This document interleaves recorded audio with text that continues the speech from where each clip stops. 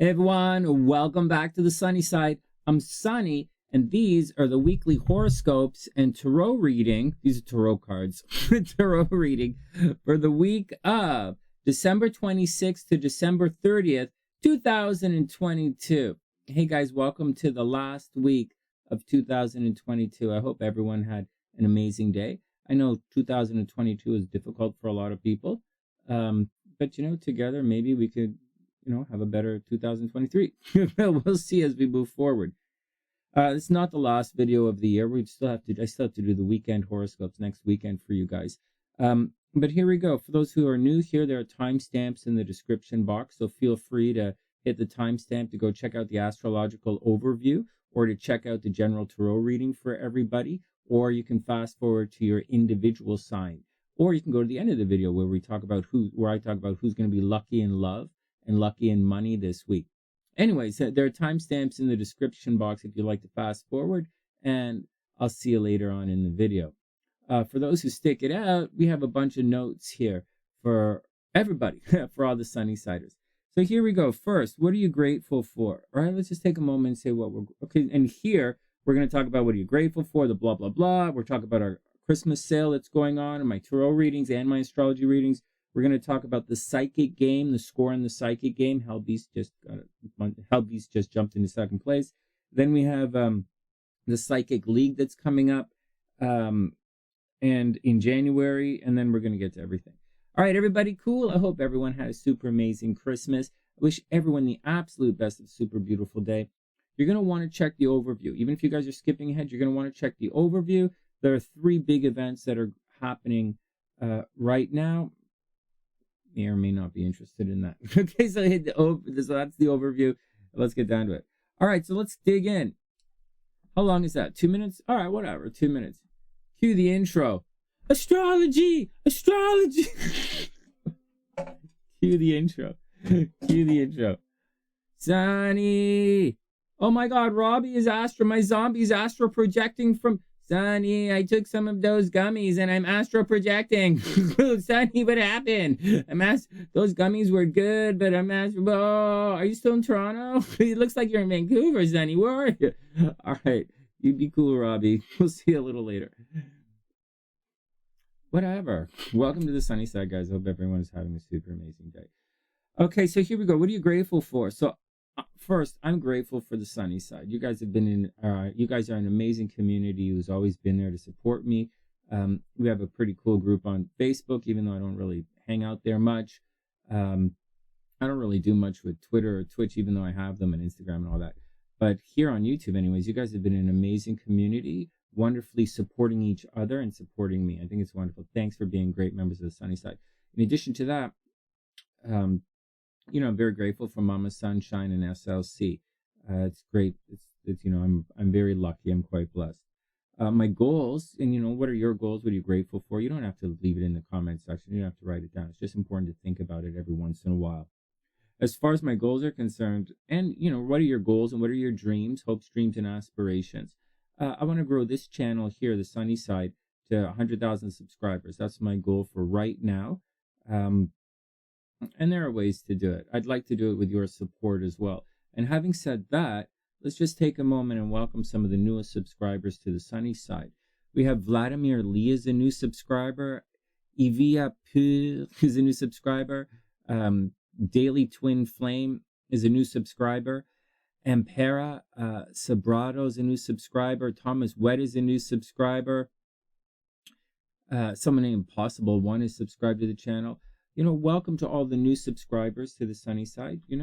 It's great that you're here. It's together that makes it a beautiful day. Please share the horoscope videos and maybe check out the cool merchandise while you're here. Sunny Side hats and stuff. And so that's the deal. All right, so that's the deal with the subscribers. That's the deal with the goals. That's what's going on. Maybe join as a member, but we'll talk about it in a sec. Next, we have a Christmas sale going on. Let's see if I can finish this in the next really quickly.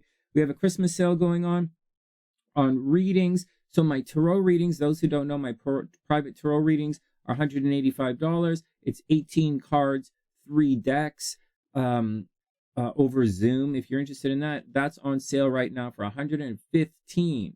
The tarot reading. To get these prices, guys, you have to email me at readswithsunny@gmail.com. These prices are just for you guys who watch the horoscope videos. So for everyone else, guys who watch my meditation videos or guys who watch my music or whatever, guys, this is for you guys. This is the discount here. So if you want a tarot reading privately, it's 18 cards, 3 decks, blah, blah, blah, over Zoom. It's now on sale for $115.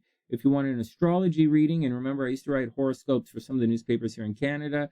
I'm in Canada right now, right? I live in Chicago, in Canada right now. And so all prices are in American dollars because I live in the States. But the my astrology readings are usually $235. They're on sale for $185 now. Or you can buy one at regular price, $235, and get the second half price. So these are great for gifts. And that's the deal. Everybody got that? So that's the discount. Also, right now, before I tell you what's going on in the psychic game, last thing, this weekend, tomorrow on Sunday, Christmas morning, I'm going to be, I'll probably be online, and I'll be giving out the next 3-month transits for all the members. But to get that, you have to email me, because I'm not going to check I don't know where anybody's email is, and I'm tired of sending emails to dormant accounts and saying, hey, Sonny, you didn't send me the thing. And I'm like, okay, check here. Anyway, so if you want it, you have to email me at readswithsunny. That's the deal. You have to email me or you're not getting it. It's that simple. I'm not playing that game. Anyways, I'm just too busy for it. So if you want your transits, email me. Next. Sorry, it's for all the members, right? Members, members, and a couple of little extras. Like so. Okay, here we go. Next, we have the psychic game. So nightly on the channel, this is the last one, and then we're going to get to the overview, guys. Nightly on the channel, Monday, Wednesday, Friday nights, I'm online because I'm not online Tuesdays and Saturday nights because we do the horoscopes and take a long time. So, but Monday, Wednesday, Friday evening, at nighttime, usually at 10 o'clock Eastern, I'm live here on YouTube, and we play a psychic game where you very simply guess the tarot cards, and we keep score, and soon there are going to be prizes, and I'm going to tell you the score right now. In addition to that, in January, in addition to my astrology classes coming back, right, I teach online astrology classes here, and tarot, I'm mixing in tarot this year. Like I've taught tarot before, but like I'm mixing it all into the same class, same people. Anyways, neither here nor there. Check the website, blah, blah, blah, tune in live, whatever. Okay, so the deal is, but in January, we're also going to start a psychic league that's going to meet on Sunday nights. And they're going to be prizes if you think you're any good. It's not going to meet every Sunday because the class is on astrology. I teach on Sundays. So it's going to be every other week probably is the league. We'll meet up twice a month. And they're going to be prizes. And it's for members. It's $5. Maybe we'll do teams. Maybe you guys can enter a team if you like. But we'll see. All right, so that's the deal. And just letting you guys know right now, what are you going to do? You guys know I'm long-winded. Here we go. Okay, right now, here's the score for this month. So everyone who scored points, not everyone scores points. And there are a lot of people who haven't scored points, but, you know, whatever. So with 1 point, okay, with 1 point, we have Jane Gem, Kimberly K, LP, Stephanie Hand, Daniela, Itzel, Yoshi, and Ginger all have 1 point in the psychic game that we play. With 2 points, we have Sue J, Lisa N, SLC, TN, Wing 1, K1, Erica H, Dr. P, and Pisces Tarot. You guys got that? That's everyone with 2 points. And 2 points is currently third place. Now, not everybody makes it every Monday or Wednesday or Friday. So now this is not as easy as it looks. Even if you're like super 100% psychic, this is not that easy. You still have to show up and guess the cards. So not everybody. So it's tricky for some people. Okay, next, with 3 points, we have Hell Beast. He's the only guy in second place right now. And Hell Beast would be in first place. Like I said, Hell Beast missed a couple because, you know, the timing wasn't the best for him. But anyways, Hell Beast is in second place with 3 points. And right now in the psychic game with 4 points for the week so far, we have Sonny, of course, because obviously I'm psychic. Like that's why you're here. Listen, anyways, so first place we have so far right now, but anything can happen. And I'm pretty sure most of these guys are going to pass me. Are So Sonny with 4 points. And the one and only Jasmine M. Jasmine has 4 points. She's currently in first place right now. There you go, guys. And that's the deal. So there you go. That's the score so far. Helby's vaulted in. Last night, Helby's was the only one to score a point. So he's in second place right now with 3. He's doing really well. Pisces Taurus pretty coming on. So a bunch of you guys are coming on strong. I expect big things from you guys. All right, everybody ready? 10 minutes. Oh my God. So there we go. I did it. Long-winded. Thanks for hanging out. It's a lot of fun. Whatever. I get sidetracked. My mind is on other things right now. You know, I'm not, you know, the wife isn't going to be able to make it here for Christmas. And I should go down there, but I can't go down there because I got to be here because people are sick. I'm taking care of some sick people right now. So it's a little bit frustrating, but it's all okay. We'll sort it out. Here we go, guys. Let's do the general overview. I'm going to start that stopwatch in a sec. All right, guys, let's get to the overview here. So this is the astrological overview for the last week of the year of 2022. So there are a couple of things that you should be aware of for what's going on this week, astrologically anyways. Sure, the moon is in Aquarius, and the moon is going to be a little, you're going to feel a little constricted, emotionally reserved somewhat as the moon transits Saturn. You know, Saturn's going to restrict your emotions a little bit, but then the moon is going to leave past Saturn, and it's going to enter into very dreamy Pisces. So for the second half of the week, it should be a fairly romantic, artsy fartsy kind of week. A lot of healing happening this week. So at the beginning of the week, emotions are a little bit tight, repressed, and then it's going to move on to be quite loving and kind of artsy fartsy and somewhat healing as the moon over here transits. As the moon transits over here through Pisces. Anyways, it should be a fairly emotional week. It's the emotional time of the month when the moon is, the moon is going to conjunct Neptune and then Jupiter. So it's really going to blow up the emotions a little bit. So get ready for it. It should start off a fairly repressed kind of moon. You're emotionally holding back, but later on in the week, you guys are probably going to be quite an emotional week. Now, so that's the moon, whatever. One of the things that most people, I guess, are talking about now is Jupiter entering into Aries. That's a big deal. This happens every 12 years. The last time Jupiter was in Aries, I believe, was 2011. So you guys can go back and look for themes 2011. Like go back to 2011 and whatever was happening around 2011, as far as wherever Aries was in your chart or is in your chart, that's what's going to be stimulated once again. It's where there's going to be more growth. So whatever was growing in 2011, you can expect that to start growing again. All right, so heads up on all of that. All right, that's the little warning. I could go on and on and on about this, but I'm just going to say that's the little warning. In addition to that, you should be gearing up because in the second week of January, Mars is going to be moving forward at the bottom of the chart. And that's going to be a very big deal for a lot of people. Mars is in Gemini. Gemini's as a sign have been taking a lot of hits recently. But when, Mars in your sign is going to make people want to attack you. And so hit you in the head. So headaches, nosebleeds. You're going to be argumentative. So Geminis have been having that going on, arguing about stuff from the past. But as Mars moves forward the second week of January, Geminis are going to begin building up steam and they're going to start to really fight back. So Geminis are going to get a lot stronger in January and the world is going to change a little when Mars moves forward.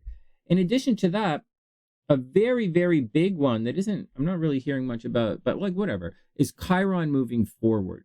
Chiron is a very big deal. In fact, you'll see, I don't know, it depends on how you do astrology and what you look at astrologically in charts. But as you can look at my TheSunnySide astrology charts here, there are a bunch of midpoints that are on the chart specifically because of Chiron here. Everything in red has to do with relationships that I read when I'm online with you guys and I read your relationship charts, your synastry charts. Those little red points in red, that's for Chiron. In addition to, anyways, this one is a lucky one. That's different. Anyways, So as far as relationships and a wound in your life is concerned, you should begin moving forward with it. So if you can imagine the Chiron's when Chiron was retrograde, and it goes retrograde all the time, okay? But the path of Chiron is such that it's not that consistent. It is the wounded healer. So there's a potential for great success where Chiron is concerned. Great success. And at the same, like Cinderella transits, they call it in Magi astrology, like great success with Chiron. But at the other time, with Chiron involved, you can have massive amounts of heartbreak. Right? So it's a little bit tricky. And this is moving forward, and that's what's going on. All right. The missus is calling. I'll have to take a pause in a second, call her back. But here we go. So with Chiron, wherever it falls in your, okay, so that's what's going on. Okay, so that's what's going on. It was retrograde, so wounds from the past, fighting wounds from the past, taking care of wounds from the past. When it's retrograde, just like Mars being retrograde down here, we're moving forward by looking backwards, right? There are old projects moving that you have to take care of to move forward. Old things coming back. You might old ideas, old dreams, old hopes and aspirations to move forward. And that's going to continue until January 12th. So anything you're starting right now, make sure you get it done. January 12th, you're going to move forward, and you're not going to have this energy anymore. So that's the warning for everybody. Not that like anybody should care, but like that's the deal. If you're starting something, that's the deal. You might be starting jobs, relationships, school, whatever. Okay, so as far as Chiron is concerned, that tends to be a wound. And so on one hand, depending on how the planets aspect it, you could use that, you could triumph over that adversity and become extremely successful. On the other hand, you could succumb to it. Now that's the deal. Now I'm going to tell you guys what it means in just regular everyday stuff. Regular everyday stuff. And again, that wound can be very serious, and it's going to cause a lot of shame, a lot of like personal, like an emotional, it's going to hurt. And it happens everywhere to everybody. Now, in a regular la la la blah blah blah everyday kind of vibe, Chiron creates a little bit of a so and I'll describe this as we move forward for each individual sign, because as Chiron moves forward, this is the deal. If it's in your first house, like for Aries, the people might forget your name, or they might misspell or mispronounce your name, etc., etc., etc. We'll look at the path of Chiron today, and I'll explain it as we move forward for the individual signs in your individual horoscopes. All right, heads up. Now, because, we've spoken at length with this Mars retrograde action, but letting you know it's getting ready to move forward. So you should be getting close to whatever it is that you're trying to accomplish with this Mars and Gemini thing, whether you're communicating with people, reaching out to people, arguing with people, getting divorced, cheating in relationships, violence, whatever it is, attacking people, whatever, getting back in shape, quitting smoking, whatever you're trying to do with this Mars, you should be pretty close to it. We're almost out of this. So use that energy. It's not coming back here. Okay. It's going to be in Gemini for, again, in 2 years, but it's not going to be retrograde for like this for a while. So this is it. Make the most of it. It's been difficult, but now there's a light. So do it. Jupiter moving into Aries. You guys already know, I've said it a million times on the channel, when some of the slower moving planets change signs, we have big weather fluctuations. This is how, look to see if there was a weather fluctuation in 2011 when Jupiter entered Aries previously. Okay, so there we go. What's the next? What else? And finally, Chiron is going, and I'll explain that in the individual signs. And that's the deal, guys. That's what's going on for this week. I hope everybody has a super awesome time. I'll tell you later on who's lucky in love and who's lucky in the lottery. All right, everybody be cool. We're going to do our general tarot reading right now. Actually, I got to call the missus back, and then we'll do our general tarot reading. All right, next. All right, guys, we're back. Okay, we're back. Here's a general tarot reading for everybody. Before we do that, my picks for today, I picked my picks a little earlier. I don't know if it works like this. I'm really not in the mood. I'm actually quite grouchy today, to let you guys know. If you guys can't tell, this is Sonny grouchy. Oh my goodness, you should see when I'm in a foul mood. Some people call me the angry psychic. Whatever. I'm also the love hypnotist, if you want to know. Or for you guys, I'm just Sonny here on the sunny side.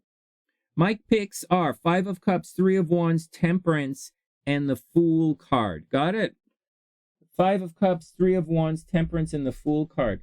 All right, here's your general tarot reading for everybody. At night, we play a psychic game, Monday, Wednesday, Friday. Tune in if you want to be part of that. There are, starting in January, we're starting a psychic league where you can form a team if you want, or you can do it individually if you want. And that starts on Sundays in January. Turn into the live stream to find out more. It's only $5 to participate. If you want prizes, it's $5 to participate. Here we go. Next. First up. I know the mic's here and all this kind of stuff. I'm banging the mic. Here we go. First up. And King of Swords. Oh, I don't usually pick this card. Okay. King of Swords. Head over the heart. Very clear-minded. Hey, guys. So it looks like some decisions are coming this week. This is interesting. So the King of Swords, very clear-minded, clarity of thought, head over heart, discipline, very truthful, very honest, very cerebral card. This is the most cerebral of the cerebral cards. In the Marchese deck that I use, this guy, he's illustrated without hair. I know it seems a little weird, right? But he's like, it's trying to say that all the vibrations come, like he gets everything. He's so very smart, very fair, very honest, kind of experience everyone is going through. Should be very disciplined and truthful. So be prepared to have conversation this week, guys. You know, a lot of honesty should come out. Then we have the 6 of Cups reversed. This is keeping things simple, a little bit nostalgia, childhood, so to speak. When this card is reversed, maybe someone is behaving a little childish. Maybe someone from your past is going to make themselves known to you. Where did it go? 6 of Cups. Oh, here we go. Right. Familiarity, happy memories. I look at it kind of like the 12th house in astrology. You know, it's everything. Forget it. You guys don't need to know. Forget it. Think of it like the 4th house, friends and family, stuff from your past. Anyways, this is reversed. So people might be a little bit childish. It might be making things a little too complicated, guys. Watch out. Or maybe there is some nostalgia that you'd like to be a part of that you just can't. Or maybe, you know, that's all on the positive side. There's the negative side to all this. Let's just stay positive. Next, the Lovers. Ooh, I didn't pick that card. So this is Gemini energy. Generally, the Lovers means someone's going to come along to change your mind. Like you're not single anymore, right? Someone's changing your mind about things. It's Gemini energy, which is why why I describe it like that, and to say, hey, someone's going to come and love you, because it's Gemini energy, right? Love, harmony. This is your sexuality. Gemini is one of the major sexual signs of the Zodiac.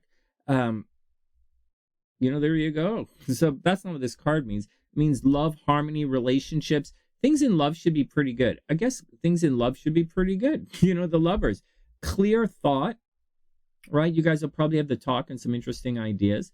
Might be a little bit nostalgic and a little bit childish, but the Lovers says, you know, things should be okay.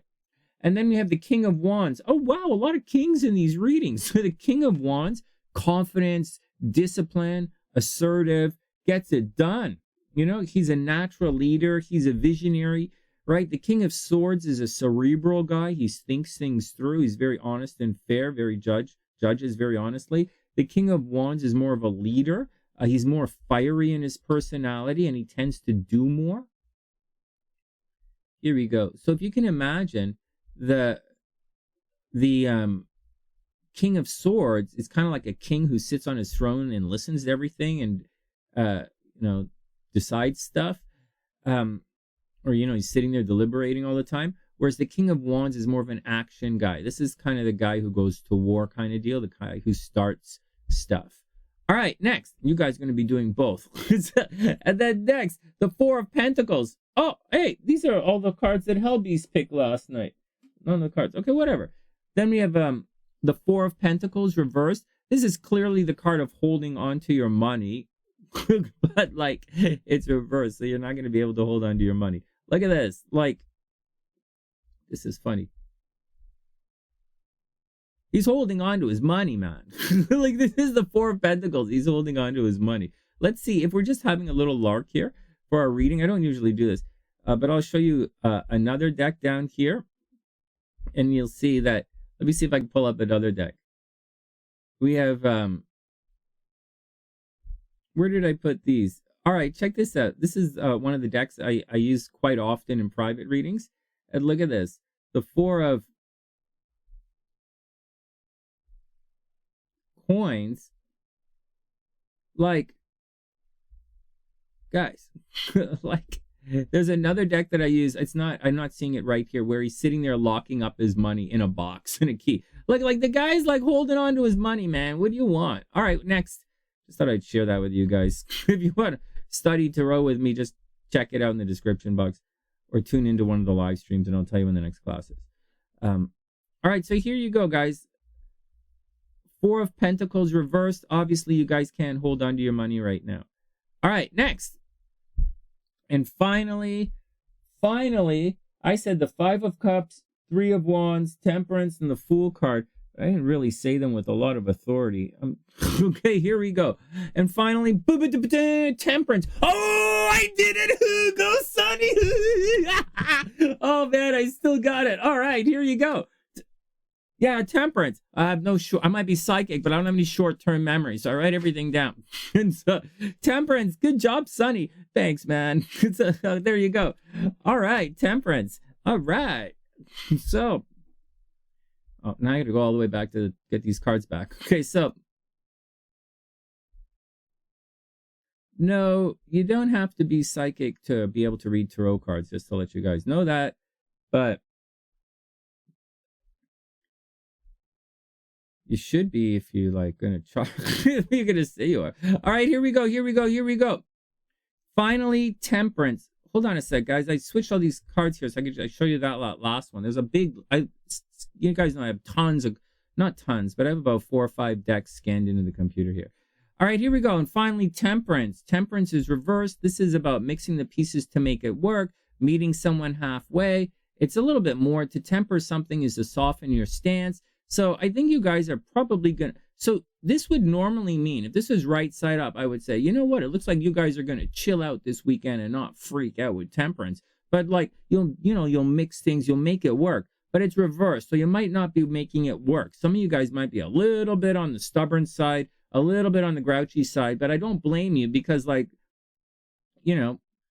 Four of Pentacles, you can't hold on to your money. Someone is definitely dragging your ass. So dragging your ass financially, and they're not meeting you halfway. So, like, good luck, everybody. I wish you the best. In the background, you do have the Lovers, so get out there, spread love. You do have clarity of thought. You do have action. Clarity of thought, action. You are a little bit nostalgic. Just watch out because money is not the greatest right now, and it's going to feel like you're doing all the work. And that's the deal. Oh, wow, I guess the cards. Go, Sonny. Okay. So, yeah, I don't even believe in this writing it down thing. I believe in, like, but, like, it's working. All right, whatever. Well, you learn something new every day.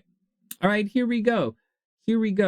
So that's it. So that's the blah, blah from the beginning. That's the overview. That's the tarot reading. Aries is up next. All right, Aries, let's go. I hope you're having a super amazing day. I hope you had a Merry Christmas. I hope you're getting ready to have an amazing new year. Let's check out the points of what's happening with you astrologically this week. So this week, here are the key points that you should be aware of moving forward. So Jupiter is entering into your sign. You're probably hearing this ad nauseum on the internet, right? Jupiter is entering into Aries. What are you going to do? This over here, moving into your first house. So this should be a big year for you. Again, for everybody, it should be very similar to what happened in 2011. You should become larger than life. You might become very competitive. You have to watch out that you don't gain too much weight. You're also very, very lucky this year. You might be inspired to travel this year. You might get a new job. You might find yourself involved in a very cool romance or love affair this year. On the negative side, this might cause problems in your relationships. Maybe in addition, like I know we didn't really talk about it, but as I'm saying relationships, it's going to get tricky. This energy is going to swing around like this, eventually going to swing around. And when you have a combination of all this stuff happening in your first house and Chiron there that we'll talk about in a sec, you might get divorced. Like, just letting you know, it causes problems with the in-laws and it causes problems in relationships. So watch out, Aries. You might be fighting with the in-laws this year. All right, next, whatever. Because that's a fun little thing. moving forward in January, Mars is going to move forward in the 3rd house, right, Aries? So like, I won't be warning you about car accidents anymore. I won't be worrying about dropping your cell phone in the toilet or arguing or fighting on the internet or spending all your time writing things or doing paperwork or arguing with your brother and sister or negative stuff happening to your brothers, right? Like, we won't have to stress that out. But right now, as we're gearing up towards Mars moving direct, maybe you should spend a little bit of time clearing up all this drama that's happening in your 3rd house, Aries. Communicate better with people. Do that social media thing. Check your car out. Make sure your computer's working. So that's, make sure those pictures on your cell phone are actually locked in the vault on your cell phone so people just don't see it randomly. All right. Anyways, that's the deal, Aries. I wish you the best. As far as Chiron is concerned, so that's in your astral sector of identity. So for Aries as a general kind of situation, Chiron was causing problems with how Aries look and how they're received in the world, which is really not so bananas because Aries is very much, hi, I'm Aries, I'm the best. And they're willing to give it the old college try. But with Chiron in the 1st house, that's something like they get your name wrong. So like if you're standing there, you'll be like standing there, hey, who's ready to go? And you're like, I'm Aries, I'm the best. Let me go. Put me in, coach. Put me in, coach. And the coach doesn't even realize you're sitting there on the bench or that you're standing in line. Or people with Chiron in the 1st house, they could literally be looking at you and not see you, just look right past you. And you're like, what the hell?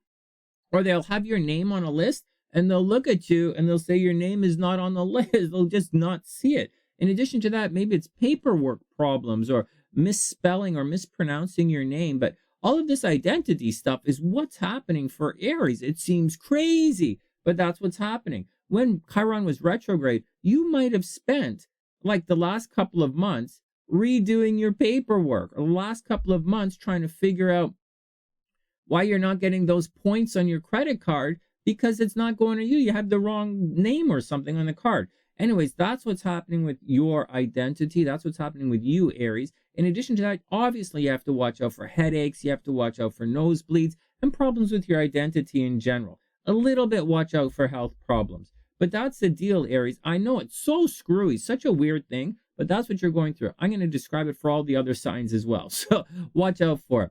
As for the fun stuff, come on, Aries. You should be the most fun sign right now. So get out there and do it. Someone was joking saying, oh, snowstorm and all that kind of stuff. I told you a snowstorm was coming, like, whatever. Aries, you're attracting in the outside world as opposed to the, you're attracting out there. So you should get out and go do it. Maybe you have a new job offer on the horizon. So the energy is arcing this way, and it's good. So this is a good time of year for Aries. Aries should have a lot of fun on New Year's. They should moving into January, Aries should receive an award or a promotion, or, maybe you meet somebody this weekend or this week or next weekend, Aries, and you might enter into a really nice love affair. But that's only going to happen if you get out into the world. You're really popular right now, and I think you should do it. Just be careful because no one's going to remember your name. That's the joke, but that's kind of the joke.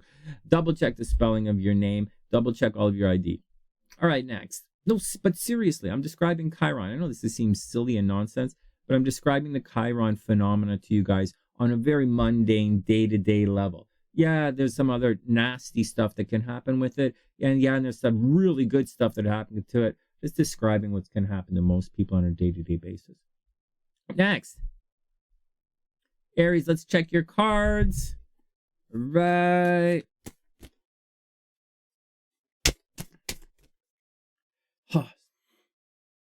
Help me get this channel to 100,000 subs. Also, I'd love to do some kind of psychic TV show. If anybody's in TV and wants Sonny doing that, I could pretty easily do it on YouTube, but I'm just not really interested in that. I'm interested in my horoscopes on YouTube. But if you're interested in having me on your TV show once a week or whatever, then by all means, hit me up. Yeah, here you go. Hit me up. Send me an email. Here you go, Aries. First up, the Sun card. There you go, Aries. So this is being born into the light of a beautiful new day. So Aries, you have this resurrection or this awakening that's going to happen in a very beautiful new way. Look, positivity, pleasure, happiness, vitality, fun, joy, warmth, success. It's being reborn, Aries. I don't know why they didn't say that in this card.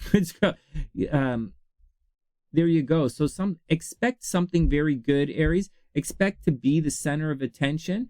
Expect to be the center of attention. Expect everyone to see you. Expect people to walk up to you.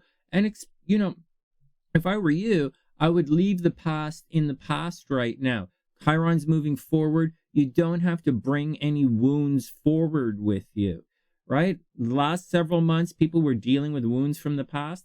Now it's time to empower yourself and move forward. And Aries, you have it right here. You should lead us all with the Sun card. And then you have the Fool card. Oh my goodness, Aries, Fool card right there.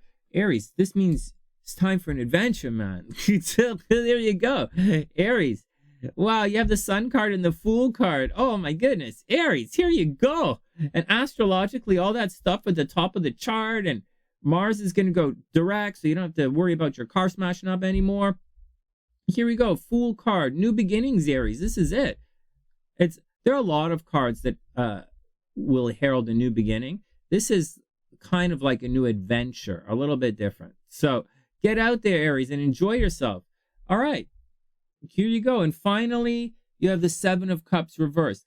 This card indicates that you have a lot of options, which is really cool, man. And so Aries, you have a lot of options, Seven of Cups, but it's reversed. So you probably don't feel like you have a lot of options, or you're not going to recognize a lot of options, or you're going to see a lot of things and there are going to be reasons to not dig in, or, you're going to have difficult. So this is the card of indecisiveness, right? There's so many opportunities that you can't choose one.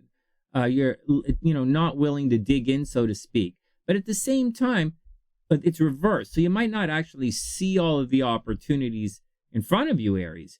But like Aries, man, you got it going on. You're the Sun card. You're the center of attention. You are Aries. You are the best. The Fool card says new adventures, and the Seven of Cups reverse says you probably don't realize how lucky how many options you have. So get out there, Aries. Have a lot of fun.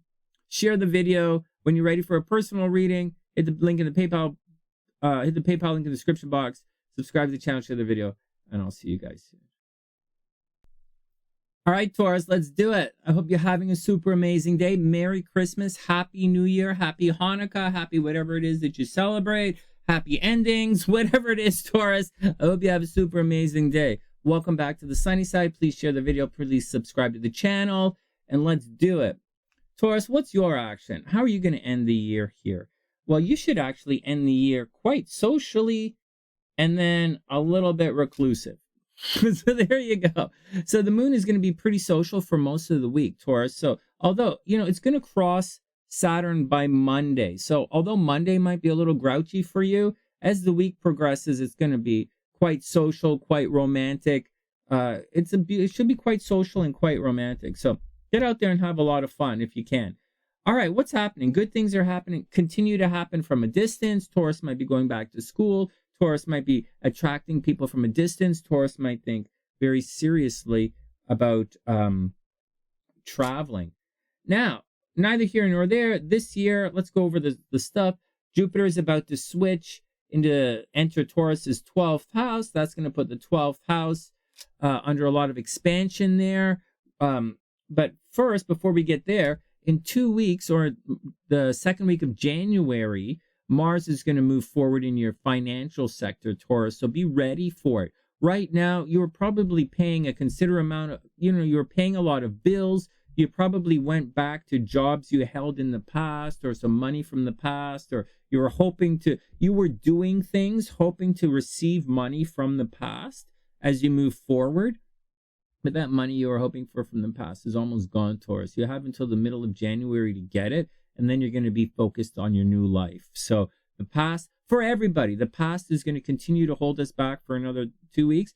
And then it's future time. So good luck, Taurus. Major heads up with that. Now, your 12th house is where all the action, not all the action is, but that's where the heavy duty vibe is happening for the next little while. There's some kind of controlling issue or some kind of wound around you, Taurus, from behind the scenes. So people are controlling you behind the scenes. There's a wound behind the scenes. There's something from your past or your childhood that was really painful in the last couple of months, like maybe a childhood friend, or maybe someone who used to torment you, or maybe something in your environment. Something was bugging you from the past in the last couple of months, and it didn't work out.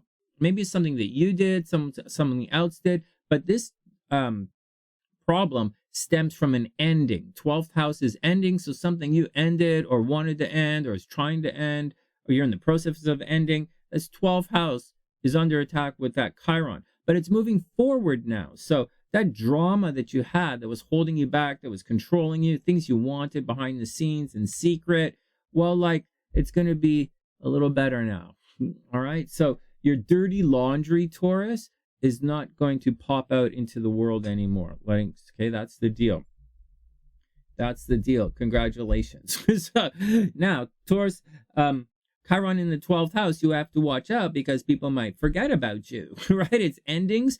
So they're going to think, oh, they don't want to be here. So there's a lot of stuff that's being spoken about you, Taurus, behind your back that's going to, and it's going to be negative. It's going to say, oh, you don't want to be here. Oh, they don't want that. Oh, they don't want this. They're going to blame you. There's negative talk happening to you behind your back, and it's probably not necessarily true. If it was Mars there, like for what's happening to Cancer, all this fighting in the background, Cancer's probably doing it, right? Cancer is probably fighting behind the scenes. They are probably speaking with idiots. Cancers are damaging themselves. So Cancers have problems. They're being attacked. They're also damaging themselves. Taurus, I don't think you're damaging yourself. It's a wound that you may have been a part of creating. Because 12th house, Saturn likes it in the 12th house. There's a little bit of karma there, right? So just super watch out for it. All right, there you go, Taurus. On the plus side, so Taurus, this year, you have to watch out for a major wound opening up behind the scenes, okay? So that's the deal that you have to watch out for. That's Chiron problems behind the scenes. Having said all of that, Venus is looking pretty good. Like Venus is looking pretty good. Mars is looking okay. Nothing wrong with having Mars in the second house. Just get out there and make money. You're probably spending a lot of money. Get out there and make money. And all of those expenses from the past or that old way of making money, it's almost done. So it's kind of almost time to move on, Taurus. And right now you might be traveling. Soon, in like 2 weeks or so, it's new job time. It's office romance. It's very public recognition. It's looking very good when you're out there. Everybody noticing you. It's being a little famous. Things get good, Taurus. So just roll with whatever action is going on. And remember, there's negative and positive every day. Today, I'm just focusing on the wound, on Chiron. Every once in a while, I'll focus on a specific kind of energy. And this one, I'm just focusing on the Chiron in the 12th house. Watch your money. Watch your money. Watch out for problems with the brothers and sisters. Good things are happening at a distance. And you should be very social this week. All right. Good luck, Taurus. Hope you have a super amazing week. All right. Next. All right. Welcome back. Okay. So you're really go anywhere, Sonny. All right. Next, Taurus. The 8 of Swords reversed. Ouch. It means there's a danger around you that you're not seeing, Taurus. You might be, it's reversed as well. So you might be focused inward, right? Like you might be focused, or you have the blinkers on, like this is what we're doing, this is what we're doing, this is what we're doing. And you're missing out on some of the things around you, like some of the needs and desires of the people around you. By all means, we don't usually say the 8 of Swords is being selfish, right? But like, we don't usually say that. We say, by we, I mean, tarot readers don't usually say that the 8 of Swords is being selfish, but you're definitely looking inwards and missing, like very clearly missing what's happening around you. So watch out for it. I'm a double Scorpio. Like this card like weirds me out sometimes. I'm like, well, we don't see it, but we're looking for everything. Scorpio's so arrogant and everything. All right. It weirds out Aquarius as well. So here we go. Next, 3 of Cups reversed. Oh, Taurus, what's going on with you? 3 of Cups is getting together with friends and celebrating. The 3s usually get together with other people. And the 3 of Cups getting together for a celebration here. But this card is reversed, Taurus. What are you doing? Well, on the other hand, it can indicate excessive partying, overindulgence, blah, blah, blah. A celebration that is a celebration that might get out of control, that might become, a little too much. But at the same time, there's a possibility that the celebration is not going to be the way that you want it, Taurus. It's reversed, right? So when these cards are reversed, you have to go back to the previous card. So let's just take a second and I'll explain how we read the tarot cards here. So in this type of reading anyways. So we have the 8 of Cups reversed. You're missing something. So that means you got to go back to the 8 of Swords reversed. You have the 8 of Swords reversed, Taurus. So you're missing something. And it's missing something. You're not seeing it. So you got to go back to the 7. Someone is messing you around, Taurus. Someone is saying bad stuff about you behind your back. You might deserve this, okay? Again, this is not the goody-goody side. This is the sunny side. You might deserve it, but they're spreading bad news about you, and you're missing it, right? 8 of Swords reversed. Then we get the 3 of Cups reversed. That's party and celebration with groups of people, but it's reversed. It's not working out the way you want it to. So you have to go back to the 2 of Cups, which is getting together, like one-on-one kind of friendship, love and romance. So something might not be, so far, some people might be saying nonsense about you, Taurus, and also a relationship might be a little bit funky. So that's what's going on. Keep your wits about you. Keep your eyes open. All right, there we go. Keep your eyes open and your heart closed. No, don't be like that. You should keep your heart open and your eyes closed. No, wait. Maybe you just keep your legs closed and keep your mind closed. Keep your mind closed and your mouth open. Wait, no, I can't figure it out. So, next, Taurus. Oh, geez, Taurus, 9 of Swords. So you are worried about something. You're concerned about it. Normally, the 9 of Swords. So the 9 of Swords is bad dreams, right? Bad dreams, bad ideas, premonitions, worried about someone, worried about something. This card is, anxiety, worry, fear, depression. This card is reversed, right? So there might be a little bit lack of confidence. You're having dreams of being perhaps unworthy or some kind of nonsense. Just keep in mind, people, that, you're really hoping, like you probably have the blinders on hoping for something to work. And this 9 of Swords, I think it turns inwards a little bit.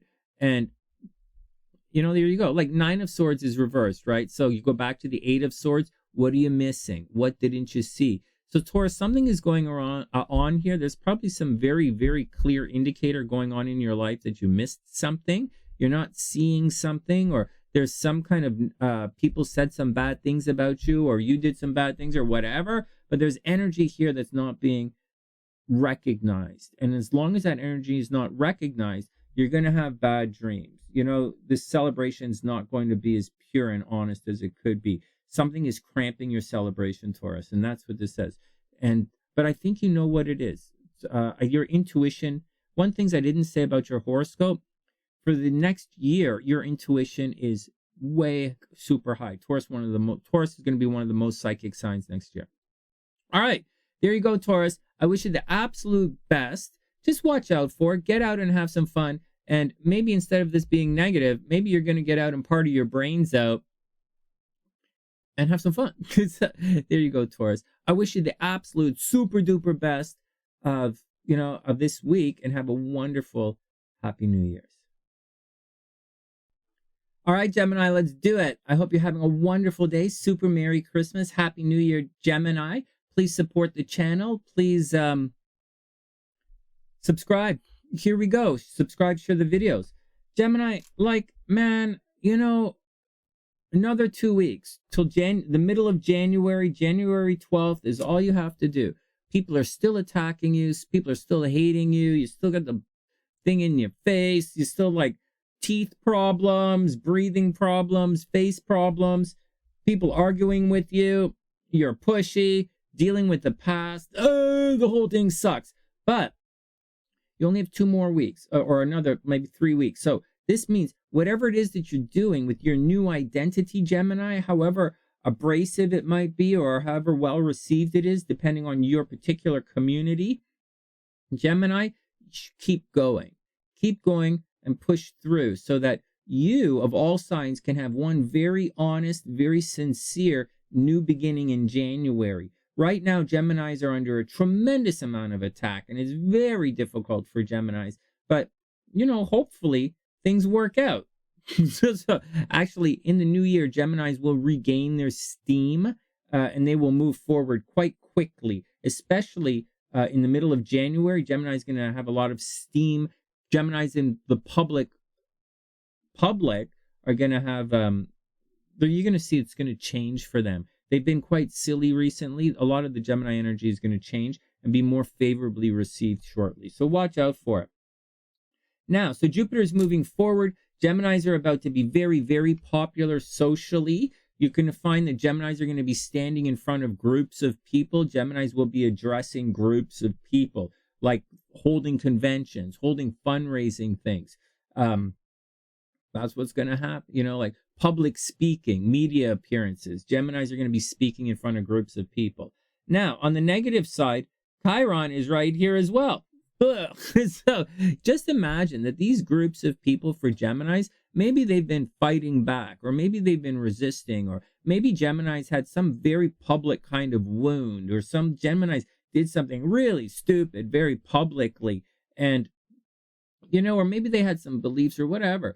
But Chiron was retrograde, so you had to deal with a lot of these older mistakes or these older wounds in the last couple of months, and very socially. So, you know, society might have been giving you the holy, but, you know, you should be restructuring all of this, Gemini. You should be going through a situation where your appearance is going to change. You should change. You should have changed in all of this. And as such, people, although the reception might not be as favorable as you would hope right now, shortly, when these wounds should be moving on. People should be over some of these very public wounds. I'll give you an example right now that you may or may not want to hear. We're not a political channel, okay? Just to let you guys know, we're a psychic channel. But if you want to say that Donald Trump is a Gemini and that this Chiron is a wound from the past, he's been dealing for the last couple of months with this wound from the past very publicly and socially from a couple of big groups. And now that Chiron is moving forward, a couple of days, you know, just changed. So all of the results from all of the groups, all of the wound, all of the pain, everything should be on the table. And now instead of looking backwards, instead of moving forwards by looking backwards, which is what we've been doing under this general retrograde period with both Chiron and Mars, they're now going to move forward by looking forward. So that's the deal with Geminis. That's the little thing with Donald Trump. Other Gemini energies are probably going to go through the same thing. Kanye and all his nonsense as a Gemini, he's probably had a wound from the past. He was getting punished for things from the past. Now moving forward, they're going to have to deal with all of this energy. Gemini's, Gemini risings. It's going to happen very socially, and it's going to happen with groups of people. So be prepared for it. Everybody cool? You should find yourself returning to, Gemini should find themselves returning to favor very socially, and they should find their popularity increasing dramatically in this next year. So, like I said before, instead of having this Chiron be a negative thing, which it is for many people, it can turn into an extremely positive thing. So, although some of the Chiron clashes are known as heartbreak clashes, or star-crossed lovers clashes, or ships passing in the night clashes, it can also lead to Cinderella transits. So for Geminis, something really good might happen this year, like a really big social boost in popularity, really big boost in social popularity should be in the cards for Gemini this year in 2023. So heads up for that. Keep your eyes open for that. Watch out for social wounds. Not everybody's going to like you. Watch out. You have 2 or 3 more weeks to get this Mars in the first house. All this change that you're doing about you and your appearance, it's time to get it done. All right, Gemini, that's the deal. Joint finances should be okay. So if you need money for something, just ask, and you're probably going to receive it. You might receive it, unless you ask me. All right, Gemini, there you go. All right, let's see what's going on with the Tarot for Geminis. Interesting. Astrologically, it looks okay. It looks good. Looks like money's going to be okay. You should be very, very, very popular. That should be okay. Watch out for mental health issues, Gemini, and isolation. That continues. It continues. Depression, isolation, mental health, all that stuff is still in the cards for Gemini. Watch out for it. There might be a lot of people trying to control you unexpectedly behind the scenes as well. You might have more enemies behind the scenes than you realize. Next, boom. Whoa, 9 of Swords reversed. Oh, Gemini. So some of these worries that you might have might be true. So, 9 of Swords. Look at this. This just came out for Taurus. 9 of Swords. Anxiety, depression, mental health, stressed out about stuff, worried about stuff that's out of your control. You can't, what are you going to do? There you go, Gemini. 9 of Swords. Bad dreams and premonitions. Wow. And then we have the 5 of Swords. Ouch, Gemini. Someone just wants to fight for the sake of fighting. Well, these cards have been sure grouchy lately. Seriously. All right, Gemini. 5 of Swords is definitely grouchy. Look at this. Right? Conflicts, disagreement, competition, defeat, winning at all costs. Holy smokes. This card's right side up, Gemini. So watch out for someone who just wants to fight. There's argument. Okay, Geminis, you be careful. Someone just wants to argue. They want to cause nonsense. Let's see what the next thing is. Next. Next. And finally, Gemini, the Chariot reversed. So you should Chariot, right? You should Chariot, which is take control of the situation, but the Chariot's reversed. So there you go, Gemini. The Chariot's reversed, so you can't take control of the situation. Things are probably running amok. People are probably being a little bit, but there you go. So once I pull this card, I'll show you guys something. So here we go, the Chariot reversed. So let's go back. So the 9 of Swords, right? It goes back to the 8 of Swords. You're missing something, Gemini. You're not seeing something. You might be preoccupied with yourself or what you're doing, or you might be totally involved with your own difficulties that you're not seeing the problems all around you, and it's going to lead to a situation, Gemini. You're too focused on your own problems, and you're not seeing what's going on, and it is causing other problems. Oh my God, what did I do this card? So, and finally, the 7 of like the Chariot. The Chariot means you're supposed to take control of the situation. You're supposed to hold on, take charge of the Chariot.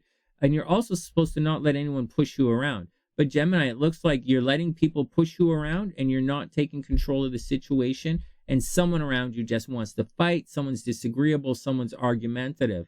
Wow, that really sucks, Gemini. This tarot reading kind of sucks. I already know astrologically people are attacking Geminis. So, watch out, Geminis. I absolutely wish you the best. You should be I wish you the best. Joint finances are okay. You're inheriting money. Someone is leaving you money. Money should be okay. Investments should be okay.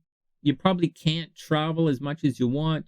But your popularity is really high, Gemini. And if you're looking for love, love is out there for you waiting. So, try not to argue, even though it's not your fault. Watch out for your dreams. Watch out for weird control issues behind the scenes. And get out there and be beautiful. I wish you the absolute best, Gemini. Please subscribe to the channel and share the videos. And I'll see you guys soon. Hey, Cancer, welcome back. I hope you're having a super amazing day. I hope you had a wonderful Christmas and everything is cool with you. And you're going to have an awesome week moving forward. And I hope you have a super amazing new year. Here we go. So, what do we look? So, here we go, Cancer. You should be entering into. So, first of all, the moon is cruising through Aquarius here. So, the week is going to begin with you worried about money and shared resources. So you're going to be worried about paying for other people paying for you. With Saturn cruising through here for the last year, something has been happening with your joint finances. Less and less people are willing to pay for you to do things. Or someone's trying to steal your inheritance. Or like this has been going on for about a year, just a little over a year. So, and it's going to continue for another couple of months.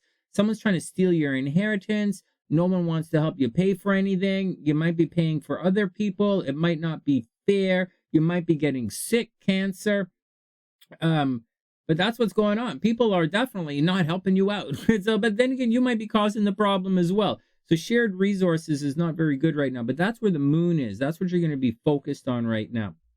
Now, just to let you know, that shared resources stuff does get a little better in a couple of weeks. In about 2 weeks or so, a week and a half or so, Venus is going to enter into Aquarius, and when it does, your money should get a little better, Cancer. You might receive some kind of government check, or you might receive an award, or you might receive money in the mail or something, or you might get a return, money back somehow. Or someone is going to give you some money to pay your credit card or something, or you're going to get a student grant or loan or something. All right, that's the deal for Cancer. Cancer, all this problem still continues behind the scenes. You're still being sneaky. Someone's still being sneaky with you. Watch out for it. That's going to, all the negative stuff, dealing with the past to move forward. All of this dealing with the past, the negative stuff, the controlling from behind the scenes, this stuff is going to subside by January 12th. So whatever nonsense that's going on back there, you have to resolve it by January 12th, because that's when you're moving forward. Cancer is not the most timely sign. They're probably the least timely sign. They are the biggest drag ass sign. So as you move forward, Cancer, watch out for it. You're not going to be able to drag that stuff forward the way you want to. So there's going to be an ending coming behind the scenes, whether you like it or not. So clean it up. Whatever the mess is going on there, whatever legal battle, whatever anyone is attacking you, whatever nonsense that you're doing in secret or private, you have until January 12th to get it together. All right, next. Chiron is causing you problems very publicly, right at the top of the chart. So although Jupiter is right here at the top of the chart, you are super lucky right now, Cancer. Maybe you should buy lottery tickets. Cancer should buy a lottery ticket. They are super, super, super lucky right now, just letting you know. Even though Jupiter is entering into Aries, it's crossing the top of Cancer's chart. All right, whatever. Don't buy a lottery ticket, whatever. Do whatever you want. This is a year where you're going to enter into a 2-year cycle of publicity. So Cancer, if you work in the public, if you want to get out there and be seen, that's the deal. The more high visibility you are, the more success you will have. You should have been very popular this year among social media, Cancer. Everyone should be talking about you socially, and you should be addressing groups of people, and unexpected things happen with groups of people. You might become a little bit infamous as you're going through this. Cancers are very popular with groups of people right now.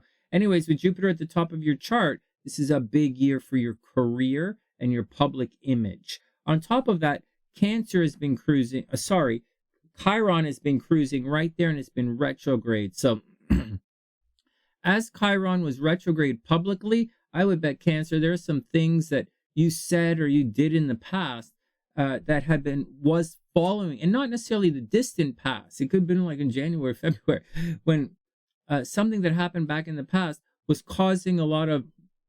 been causing a lot of very public embarrassment or pain that you might have been going through. And now that Chiron is moving forward, you're going to be free from that embarrassment or pain, so to speak. It's time to move forward publicly. And I'll give you an example. Elon Musk is a Cancer. And for the last many months, right, since June or so, when Chiron has been retrograde, stuff he's said in the past, like Twitter, I'll buy it, I'll do like, hey, whatever, man. So that kind of stuff has been haunting him in the last couple of months. And it's really been pushing in the last couple of weeks, really haunting him. Everything he says, everything he does is he's really embarrassing himself publicly. It's what's happening to Cancers right now. Mars is in the 12th house. They're doing a lot of sneaky stuff behind the scenes. Just watch out for it. Moving forward, right? It's no surprise that he just announced his replacement at Twitter or whatever. I don't know if that's real or not, but that's what's going on. And that's going to resolve, for the most part, that retrograde Chiron drama that's happening to him publicly. If you're a Cancer or Cancer rising and you've been going through a lot of drama publicly, like say, you have an OnlyFans page and it's causing you drama, or you got some stupid shit on Telegram, or like something is going on, Cancer, or whatever, those dramas are going to resolve themselves. But you have to do it, right? Musk had to resign and hire a replacement. You have to do the same thing, Cancer. You guys can't just expect this to just disappear, because you still have Mars fighting you behind the scenes, doing a lot of silly stuff, causing a lot of disruption behind the scenes. Whether you're doing it behind the scenes like Elon Musk was, or it's happening to you behind the scenes like every other Cancer in the world. Watch out for it. All right, next. That's the good luck, Cancer. That's what's going on. As for everything else, Cancer, relationships are really good. You're in a love cycle, so get out there and do your thing. All right, next. All right, Cancer, as far as your tarot is concerned, wow, 7 of Swords reversed. Oh, my goodness. So, Cancer, there you go. 7 of Swords reversed. Someone is saying bad things about you. This is not a really good thing happening. So, oh, what else is new, Sonny? Someone is always saying bad things about me. All right, well, whatever, man. This goes back to the 6 of Swords. You didn't leave something cleanly, right? So the 6 of Swords is leaving a situation. The 7 is reversed. So today we're going back a card for some clarity when the cards are reversed. When the 7 of Swords is reversed, this is about someone saying bad stuff about you. In this situation, Cancer, you didn't do something. This is probably your fault.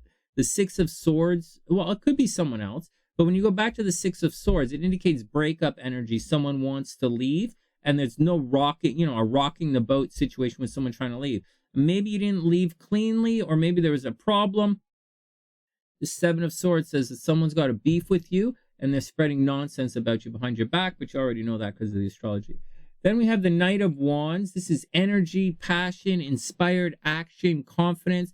So Cancer, maybe you're going to fall in love. Maybe you're going to start a new project. But whatever it is, you should be inspired to do something. You might have someone visit you from a distance, or you might go visit someone from a distance. But the Knight of Wands indicates there's action. Whatever's going on, Cancer, there's action. So there you go. So there you go. So energy, passion, inspired action. Here you go. Whatever's going on, Cancer, whatever is happening behind the scenes, whatever it is, you're gonna be inspired to act. Be careful, right? This is Leo energy. It doesn't necessarily mean that you're gonna look before you leap. So just watch out for it. Watch out for nonsense. And finally, Cancer, the World card reversed. So whatever it is, you've been here before. You've been here, done that. Unfortunately, the World card is reversed. So you would think, the World card is the card of karma, Cancer. So with the World card reversed, maybe you didn't learn your lesson, or maybe people around you didn't learn their lesson. But it looks to me, whenever I see this card, this is usually the same old nonsense happening, but it's time to move on, right? The end of the journey. When this card is reversed, this is negative karma. This is someone who didn't learn their lesson, and this is someone who's trapped, repeating the past over and over again. So be careful, Cancer. Watch out for people trying to hold you back. Watch out for people trying to trap you in repeated cycles. Watch out for people treating you like a child or not respecting your growth. Watch out for it. That's it. On the other hand, you might be traveling for love in a very inspired, fresh, new way. Cancer, keep your eyes open. Maybe in spite of all the nonsense, bad talk happening to you behind the scenes and this negative karma, there's a possibility maybe you're going to meet somebody new and travel for a little bit of love. That would be cool. Wish you the best, Cancer. Good luck, and I'll see you again soon. All right, Leo, let's do it. I hope you're having a super amazing day. Welcome back to the sunny side. Please subscribe to the channel, and let's do it. Become a member. If you have $5, become a member. Here we go. Join our psychic game. Leo, still fighting with groups of people. Whatever, man. Another 2 weeks. It's not just fighting, Leo. It's restructuring this association with groups of people. It's standing in front of groups of people and addressing them. It's also your hopes, dreams, and aspirations. There is a possibility that groups of people are attacking you right now, Leo, and that's going to be a problem. In January, you're going to be in a position to fight back. But right now, you're going to have to just duck and cover. The hits from the group are still coming. So be careful with that until the middle of January, January 12th. All right, and then you'll have a shift, and the group, you're probably going to, instead of reacting to the group or fighting back or being attacked by the group, you're going to become proactive and fight back. That's happening in the middle of January. Right now, in addition to that, Jupiter is crossed into the Aries. So for Leos, super lucky. Aries buy lottery ticket, super lucky.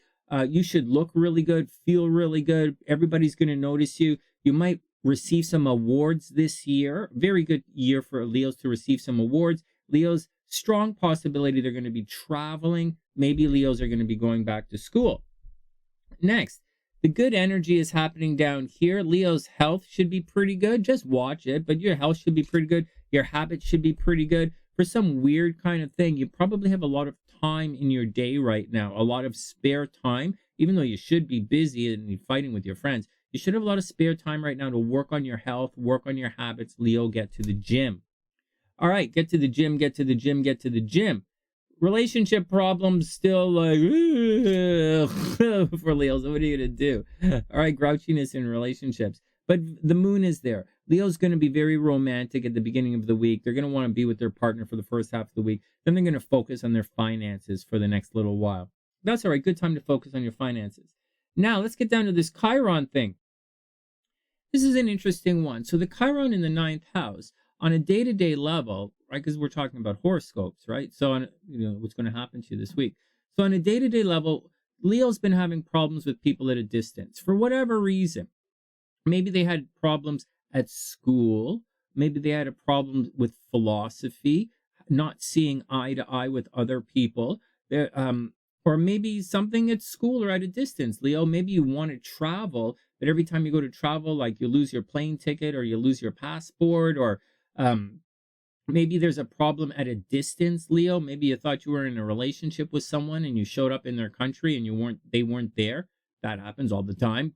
So Leo, watch out for that kind of stuff. Watch out for problems at school. You would have been having problems at school, but as you move forward, things are going to get a lot better. And that's the deal, Leo. Maybe you had problems with your father because of things that happened in the past. They could have been his fault or your fault or nobody's fault, but there might have been problems with your father. There might have been problems at school, problems at a distance, problems traveling, problems with airplanes. Man, there's a lot of problems, Sonny. Yeah, problems in relationships, problems, blah, blah, blah, fighting with groups of people. Oh, it sucks to be Leo, except that the hair is so nice and you're kind of good looking. So, like, what's the So, anyways, so Leo, there you go. It's not all that bad, Leo. Jupiter's entering into your 9th house this year. So you're super lucky. Buy lottery tickets, take chances, have kids. Leos might get pregnant this year. Leos might win the lottery this year. Absolutely buy lottery tickets. Maybe you should actually think very seriously about traveling this year, Leo. If there's anything that's bugging you, you might want to reach out. This is the year to expand. This is the year to go back to school. This is the year, Leo, to really expand yourself and learn as much as you possibly can and to really get yourself centered. Because in 2024, you're going to be very popular. So this is the year to get yourself together. You see, you study over here, and then you get a job there, and then you get recognized over here, right? This is a little bit of popularity, and this is a lot of popularity. It's popular from different places. But this right now, where Leo is, it's studying and getting your game together, Leo. So that's the action. That's your path for the next couple of years. I wish you the absolute best. Double check your plane tickets. Double check that you're actually enrolled in that class that you were hoping to take.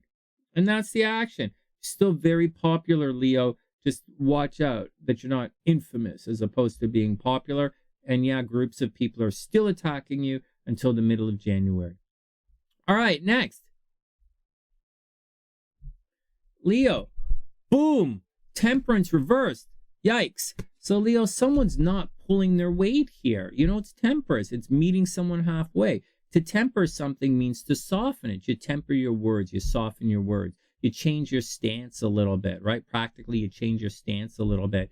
You temper your vision. And this card's reversed, Leo. So maybe someone is being a little bit stubborn. Someone's not meeting you halfway. And there's a possibility that someone is very much resisting change, or they want to change in their own way, right? So this change is happening, but it's not happening in your advantage. It's happening to your detriment. So watch out, Leo. Someone's not pulling their weight. Then we have the Queen of Swords. This means very nurturing words, right? unbiased judgment, nurturing words, thinking things through. It's not necessarily tough love, but it's not exactly mushy love either. But it is, having kind words for some people. In addition to that, you make sure your paperwork is done, right? When these cards come up, these swords, make sure you have your paperwork done and you're getting what you expect to get on time. Unbiased judgment, independent, clear boundaries, direct communication, and clear mind. The Queen of Swords, taking care of some paperwork for someone, Leo. You might be doing someone's paperwork right now, so I wish you the best. And finally, the Page of Cups reversed.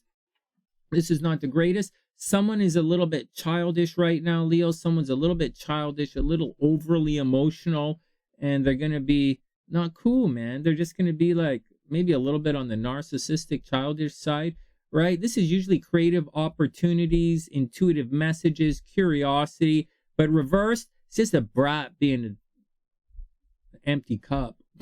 You're going to want to kick this guy in his empty cup.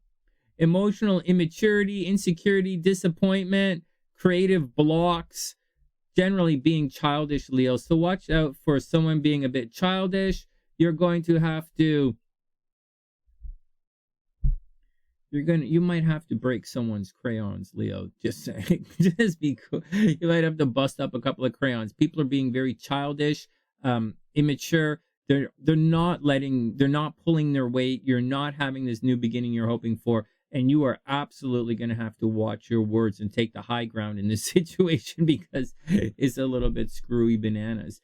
Leo, finally, I just want to let you know that although last year was a good year for winning legal battles and inheriting money, this year coming up, as Saturn enters into Pisces, you're going to have difficulty with shared resources, and people are going to try and steal your inheritance. And in addition to all of that, as when Saturn enters into Pisces, you're going to have difficulty doing things like collecting alimony and child support and money that's owed to you. So that's coming up, Leo. Just a heads up for when Saturn is in Pisces. And that's the action, Leo. I wish you the absolute best, and I'll see you guys soon. All right, Virog, let's do it. I hope you're having a super amazing day. Welcome back to the sunny side. It's great to see everyone. Please share the videos. When you're ready for a personal reading, hit the PayPal link in the description box, or email me if you want to get a discount on one of my readings right now. All right, so what's your action, Virog? Let's shrink this up so that you can see it a little better. Let's swell it up and maybe move it over a little bit. Here we go. So here's the action in your chart.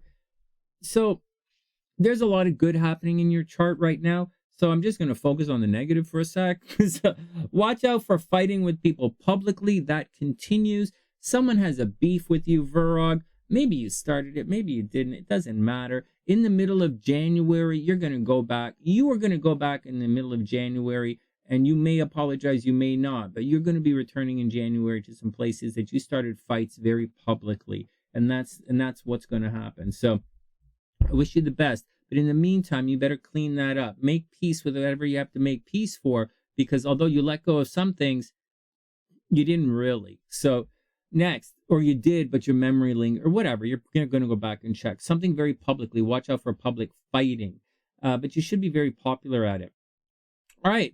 Unexpected opportunities to travel and go back to school, that continues, whatever. Watch your health down here, right? Saturn in the 6th house, watch your health. Although what it's going to do is it's going to restrict your day, Virgo. Like your day is going to be things you have to do. And your day-to-day life is going to be very filled with chores, right? But anyways, the moon is there, so you're going to want to do it. There's also a possibility you're going to be forced to take care of people right now. You probably are taking care of people. Anyways, here we go. Here's the stuff you want to know. So Jupiter is moving forward into your 8th house for the rest of the year. So shared resources should be pretty good. On the negative side, you're going to be paying for other people. On the positive side, other people are going to be paying for you. Very good time for Virgos to renegotiate the mortgage. Also a good time for Virgos to win legal battles. It's a great time for Virgos to receive grant money, or to receive shared resources, or to pay off your credit cards, or just have someone to help you pay off. Now, here we go.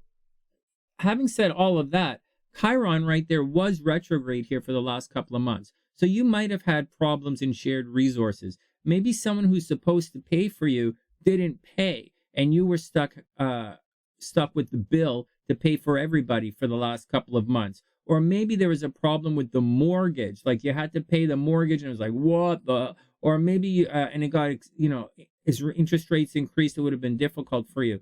Or maybe credit cards were a little out of control, or maybe you were supposed to win a legal battle in the last couple of months and it just took forever and it didn't really pan out, or there were people holding you back, or maybe, Virgo, you had a very decided health problem. All of this is the domain of the 8th house.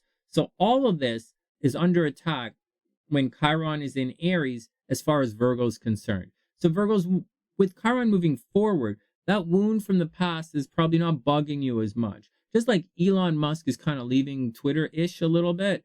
So we're not going to like that public kind of... Same thing with you with shared resources and joint finances.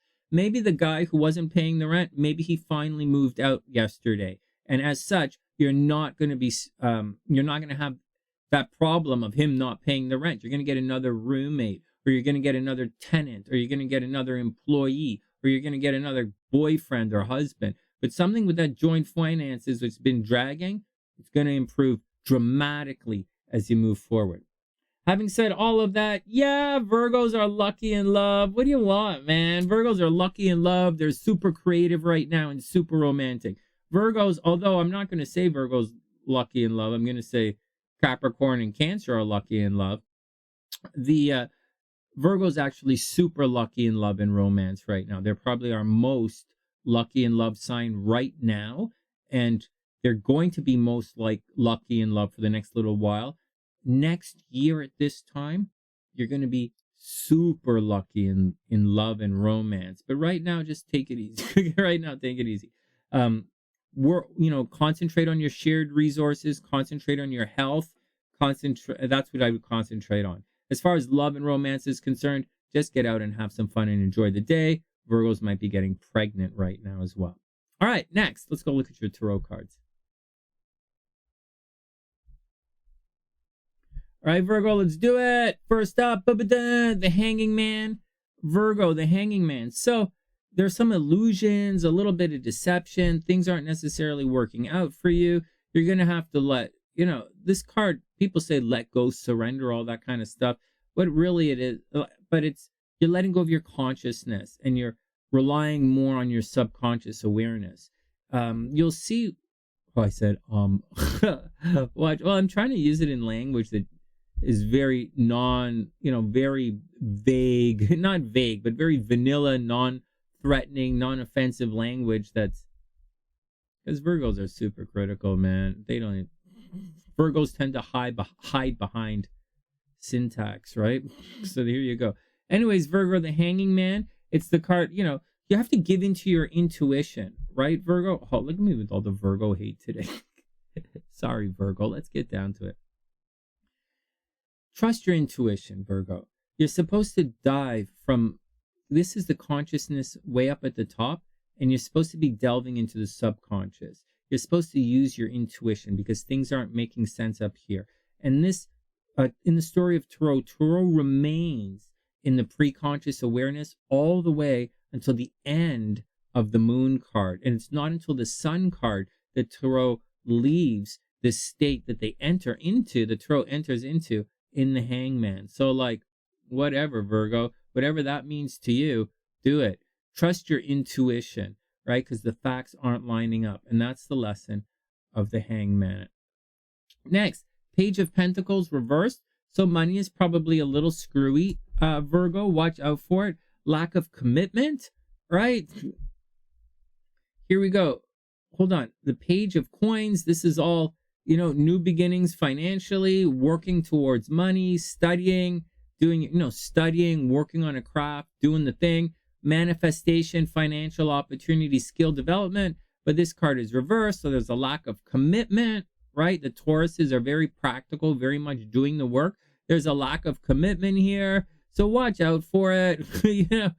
Virog, you might start something, and for whatever reason, you might decide maybe the money wasn't good enough and you're just going to leave. Be careful, okay? So the energy works all around, right? Be careful. Maybe someone maybe you met someone recently and, there's a lack of commitment there. So just watch out for it. Lack of follow through, right? Page of Pentacles reverse. Someone being very childish. They might be childish with money, but they just don't have the drive and dedication to push through. And then we have the Judgment card, Virgo. Finally, the Judgment card. So things aren't working out, right? Things aren't making sense, right? Someone's a little childish, maybe financially immature. But at the end of the day, you have the Judgment card. So Virog, whatever is happening, man, you have the Judgment card. So you're going to find, and it's right side up. So you're going to find out what's going on. You're going to have the talk. You're going to resolve your situation, and you'll probably be okay in the end. Astrologically, you're super, super, super lucky right now. Super romantic, super fortunate, very good. You might make some money gambling right now. Maybe, Virgo, buy a lottery ticket. But at the end, Judgment, rebirth, inner calling, a new phase, a reckoning.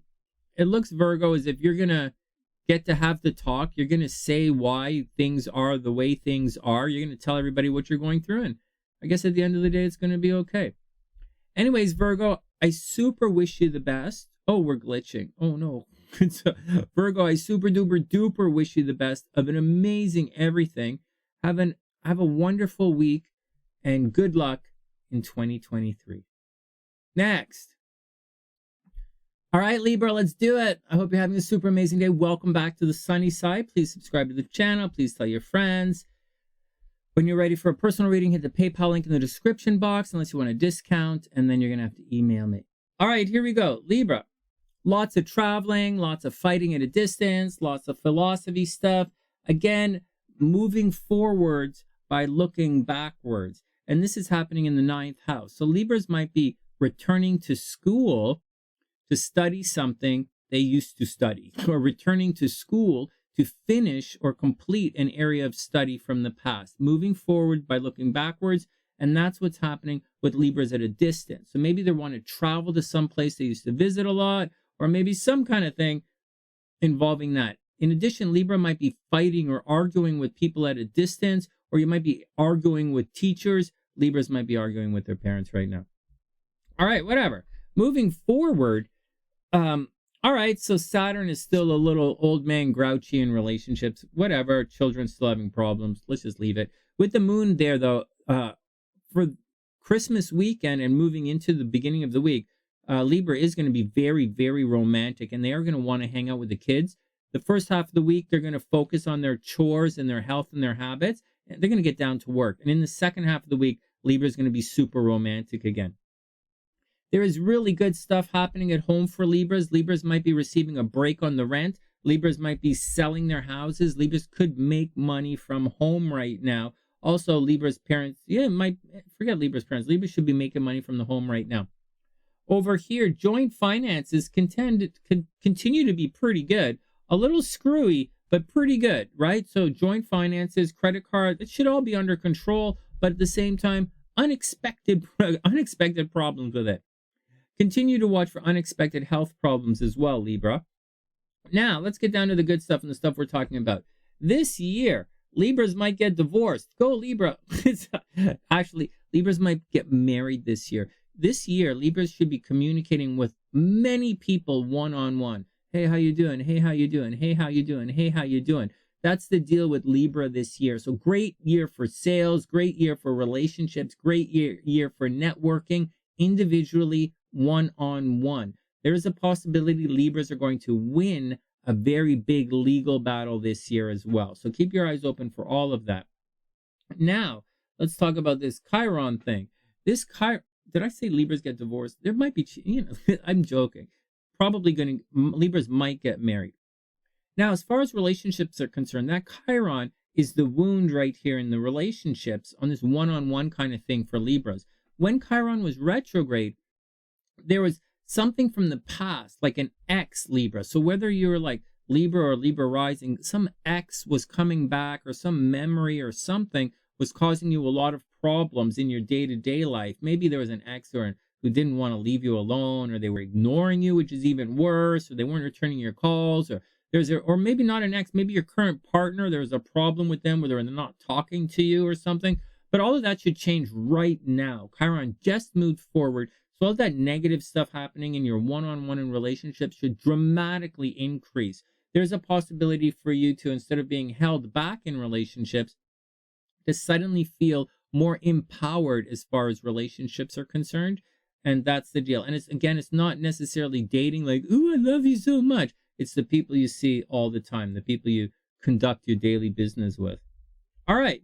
So that's what's going on.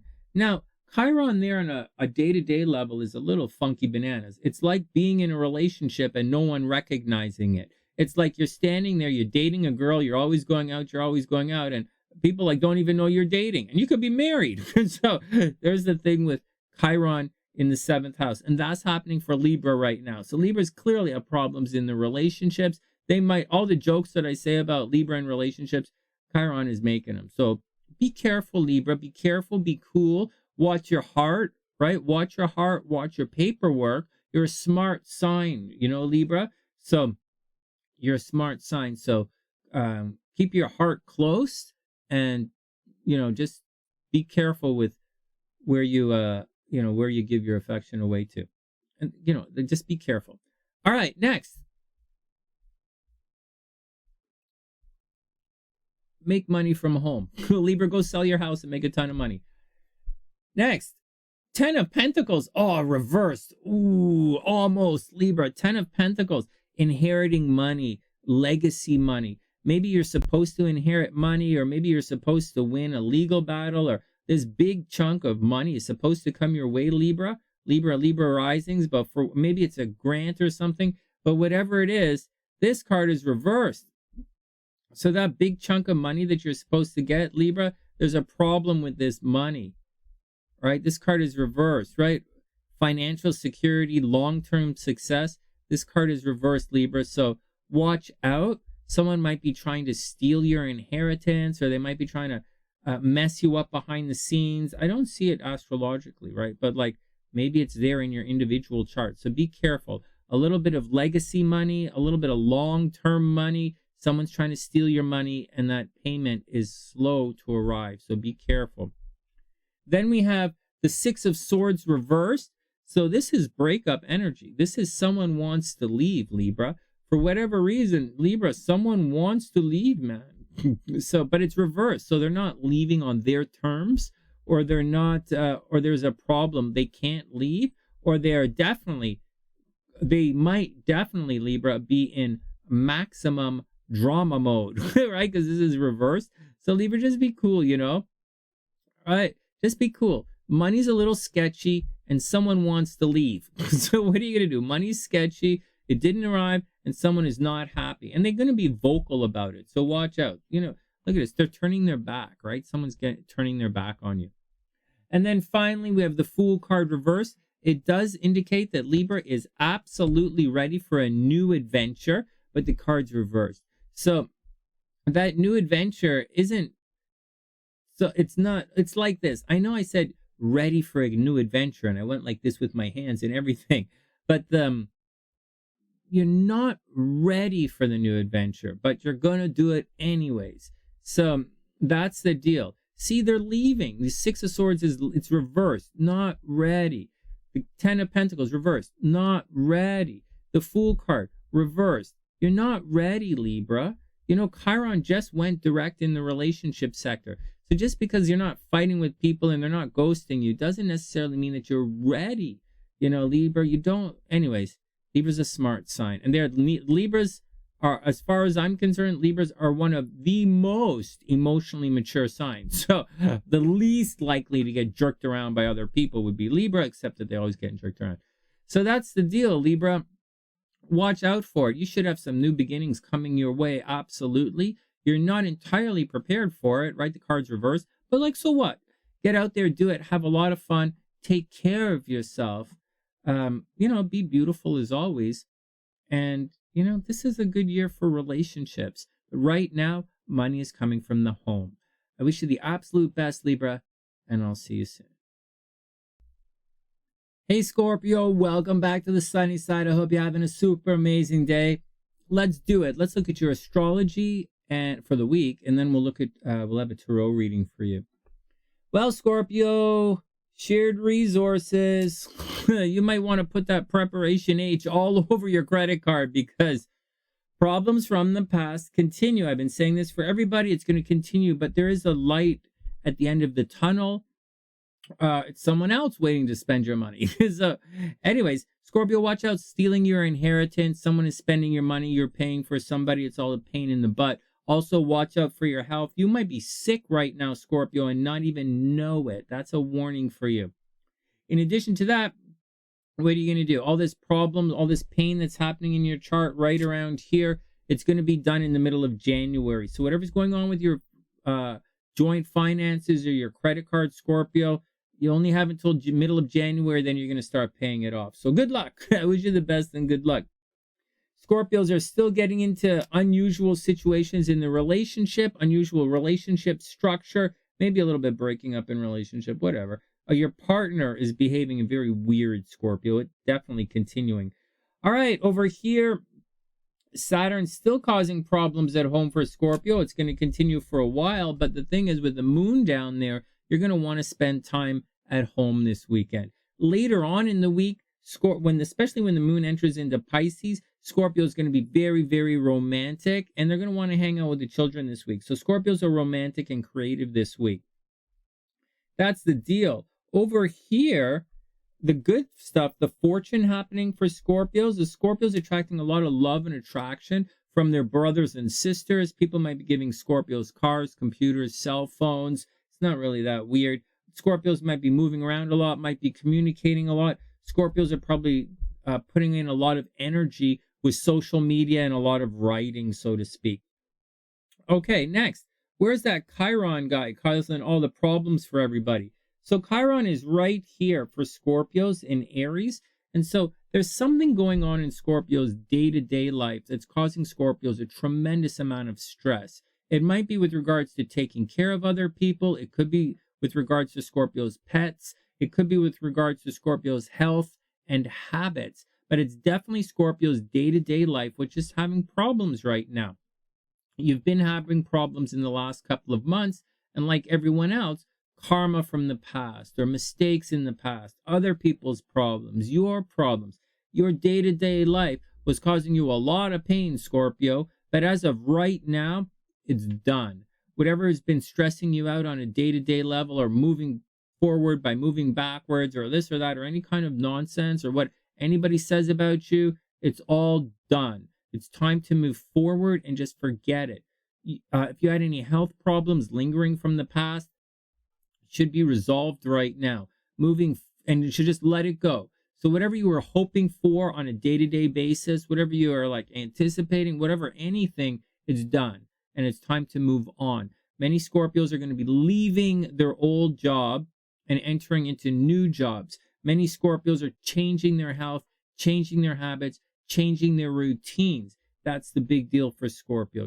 It's time, Scorpio, to get it together, fix your daily routine, and get your life back. This is the time right now, Scorpio, to get your life back. Enough with the day-to-day nonsense. Cards. Next, cards.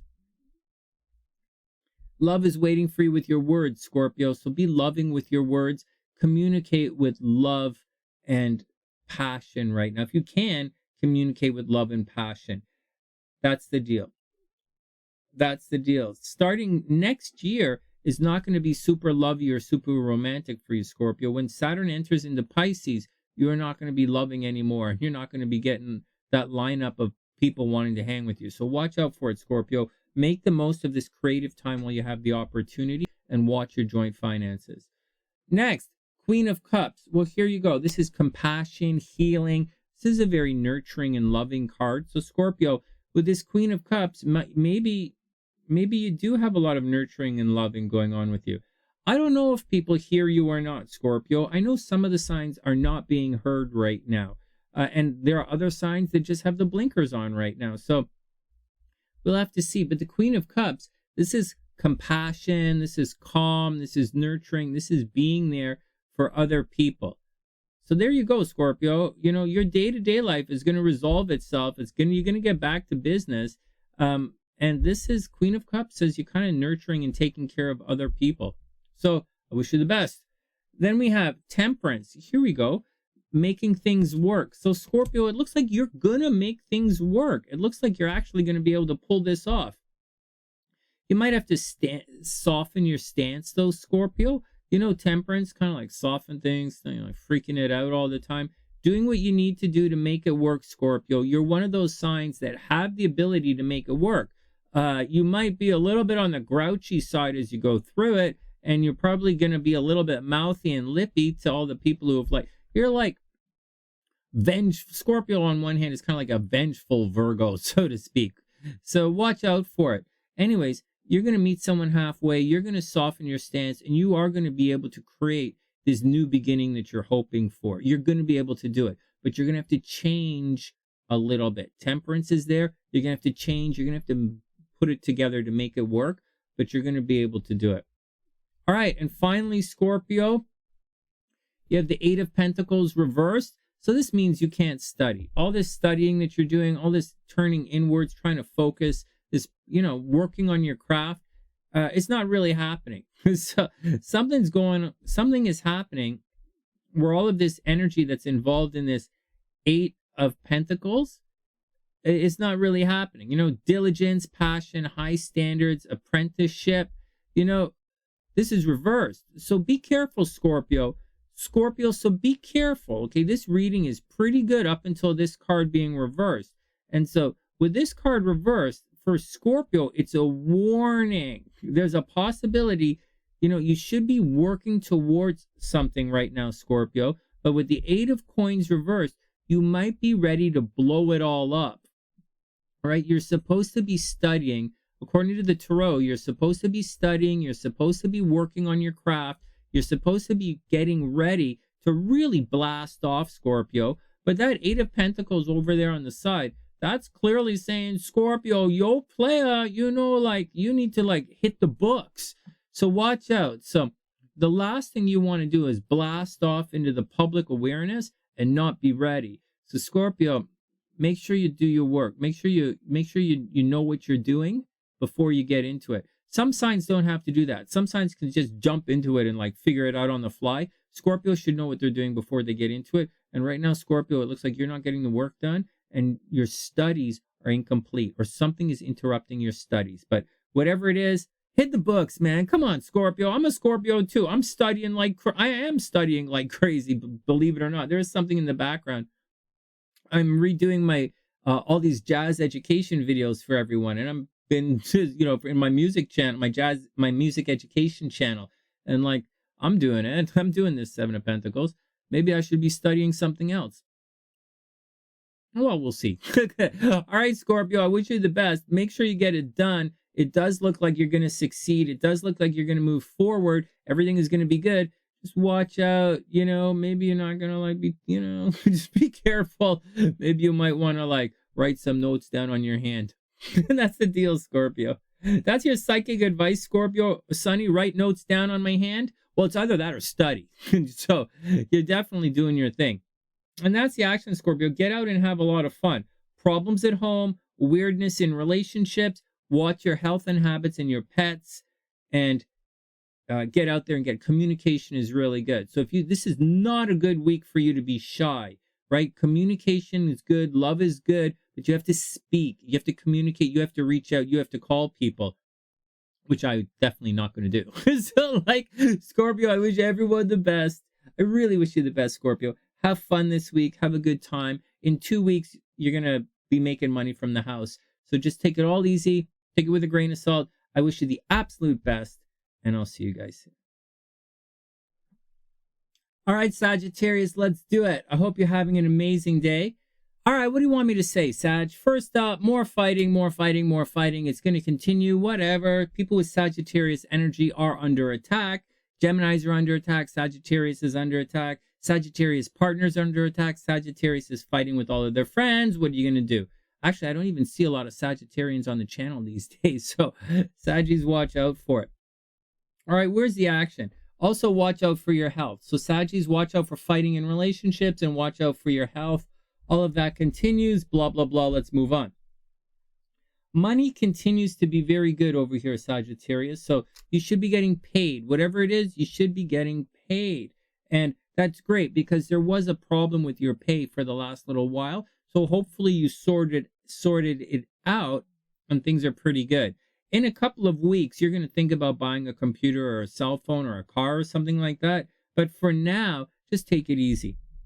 Right now, Sagittarius, actually, your communication is a little bit, right?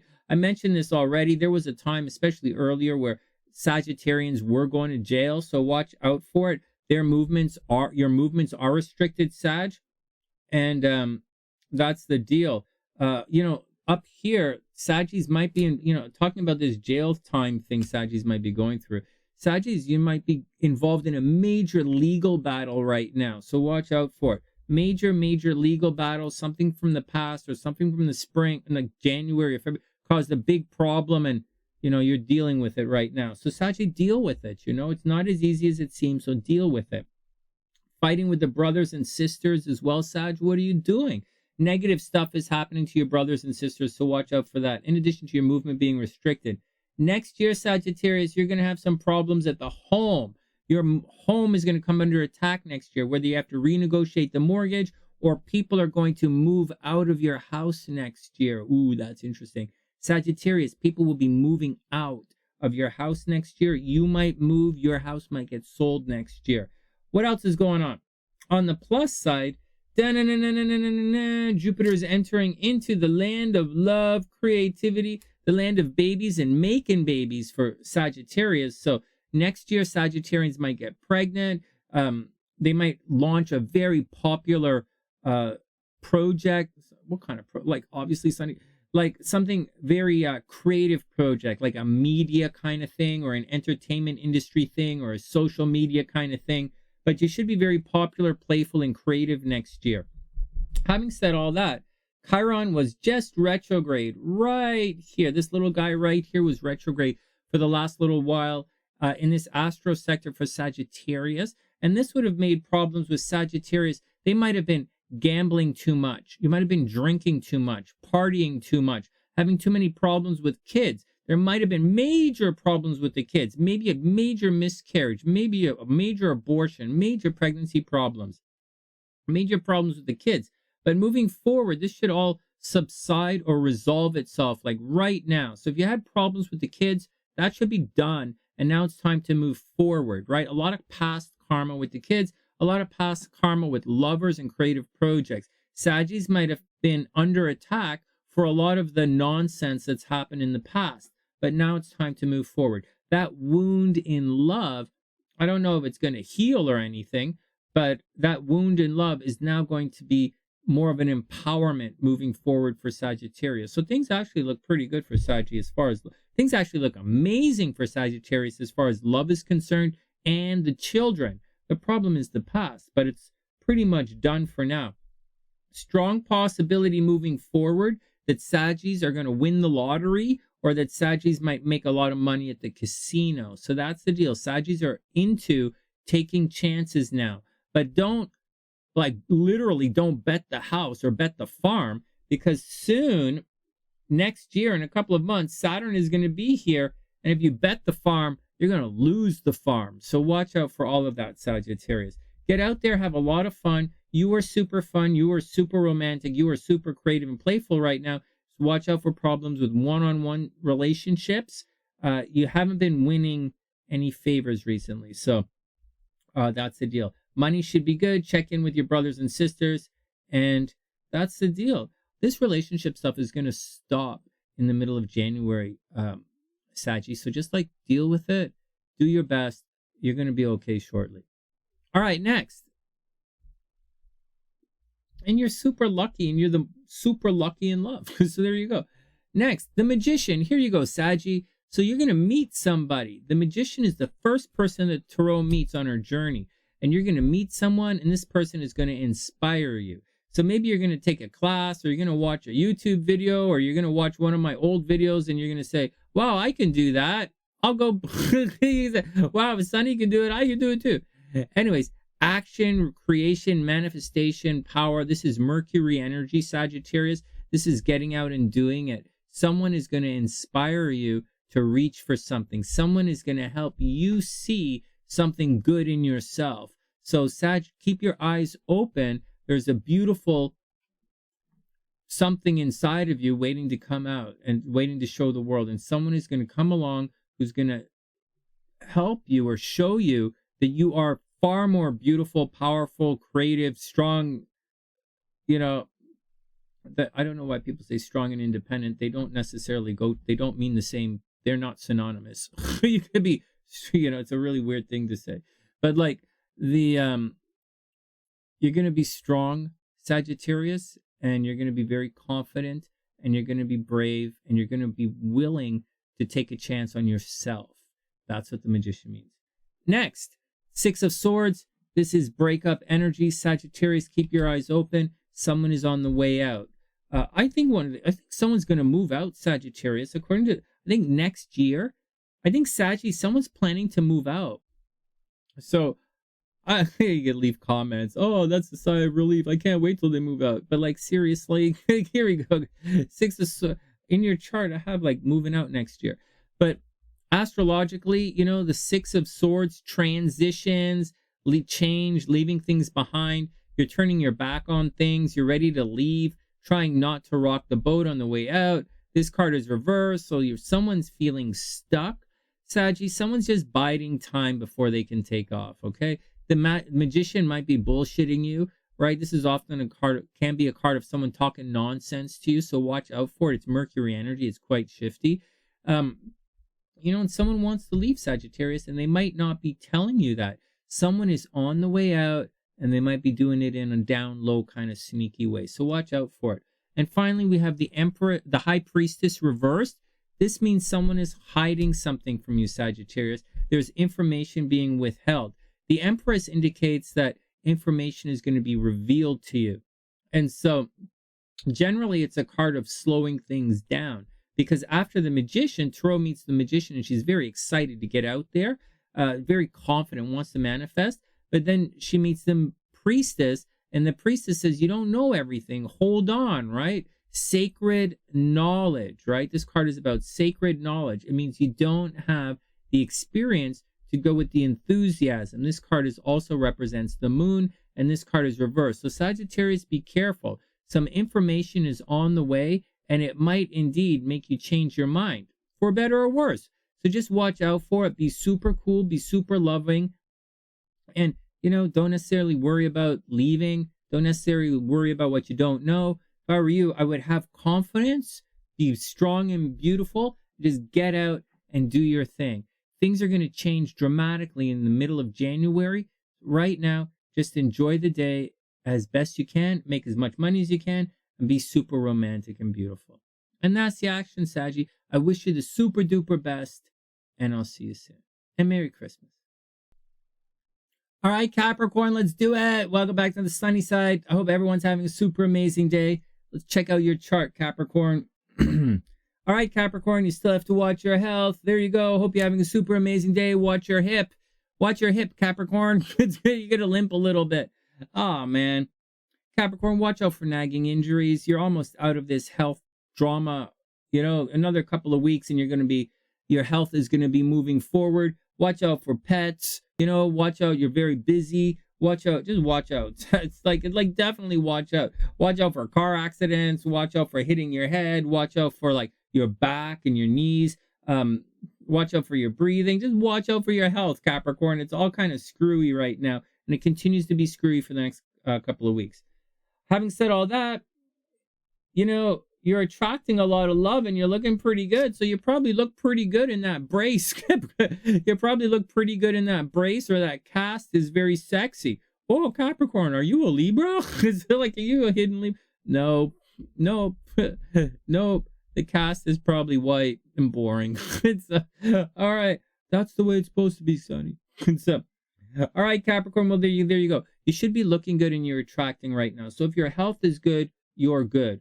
That's the deal, Capricorn. If your health is good, then you're good. If your health is not good, you're not good right now. So deal with that. You're very, very busy in your day-to-day life. So make sure that doesn't stress you out. You should look good, and you are in an attraction cycle. Shortly, you're going to be attracting money and working on your comfort and security. But for right now, you're looking good. You're working on your appearance. Maybe you're going to the gym. Maybe you're traveling. Maybe you're going on a lot of dates. You should be looking good. All right. Moving forward, maybe you're also thinking about a little plastic surgery, but neither here nor there. Yeah, actually, Capricorn probably thinking about a little plastic surgery. We didn't talk about Mercury passing Pluto this year at this time this year. We didn't talk about that. We've been talking about other things, but Capricorns might be thinking plastic surgery, thinking about changing their appearance right now. All right, watch out for your money, Capricorn. Watch out for your money. Watch out for your money. Now, good stuff. Jupiter is entering into your Aries. As Jupiter enters into Aries, this is going to put a focus for the year on your home life, Capricorn. So maybe you're going to buy a house or buy a condo or something. Your house is going to get bigger. So maybe people are going to move in with you, Capricorn. So maybe you're going to start renting out another room. But you should make some money from the home this year, or you should buy another home, or your house, family kind of thing should expand somehow. That's pretty neat, actually. You know, this energy, when it's in your first house, I say you're going to gain weight. You're going to get bigger. Your house and family holdings should get a little bigger. Maybe you're going to have another parent. If you're a young Capricorn, maybe you're going to get another parent. All right, what else is going on? But good things should be happening from the home. Very good things. All right, unexpected stuff in creativity, accidental pregnancy, problem with the children. All right, next. So this Chiron right here in the home and family thing, what does this mean for Capricorn?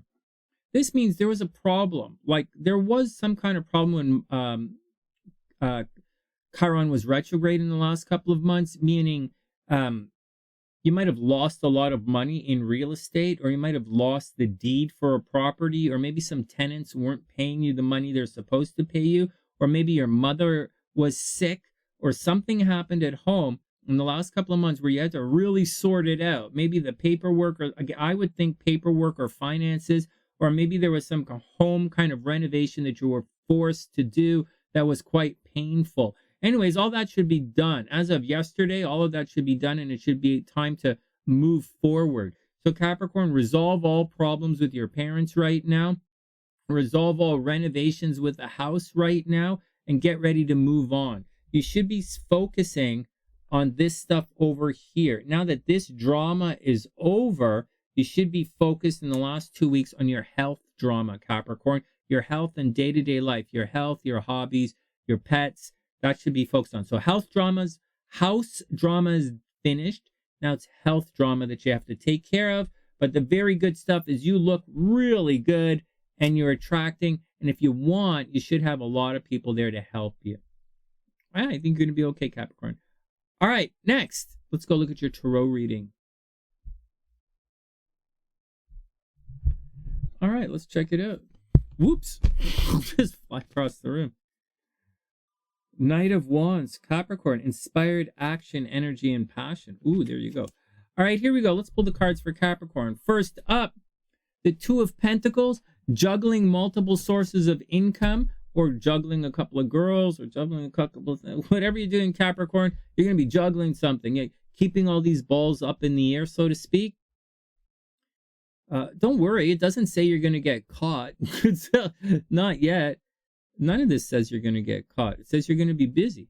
Anyways, the Two of Pentacles, juggling multiple sources of income, multiple priorities, time management, money arriving from different sources, Capricorn. So money should be arriving from different sources. You might be working a couple of jobs right now, but money should be pretty good.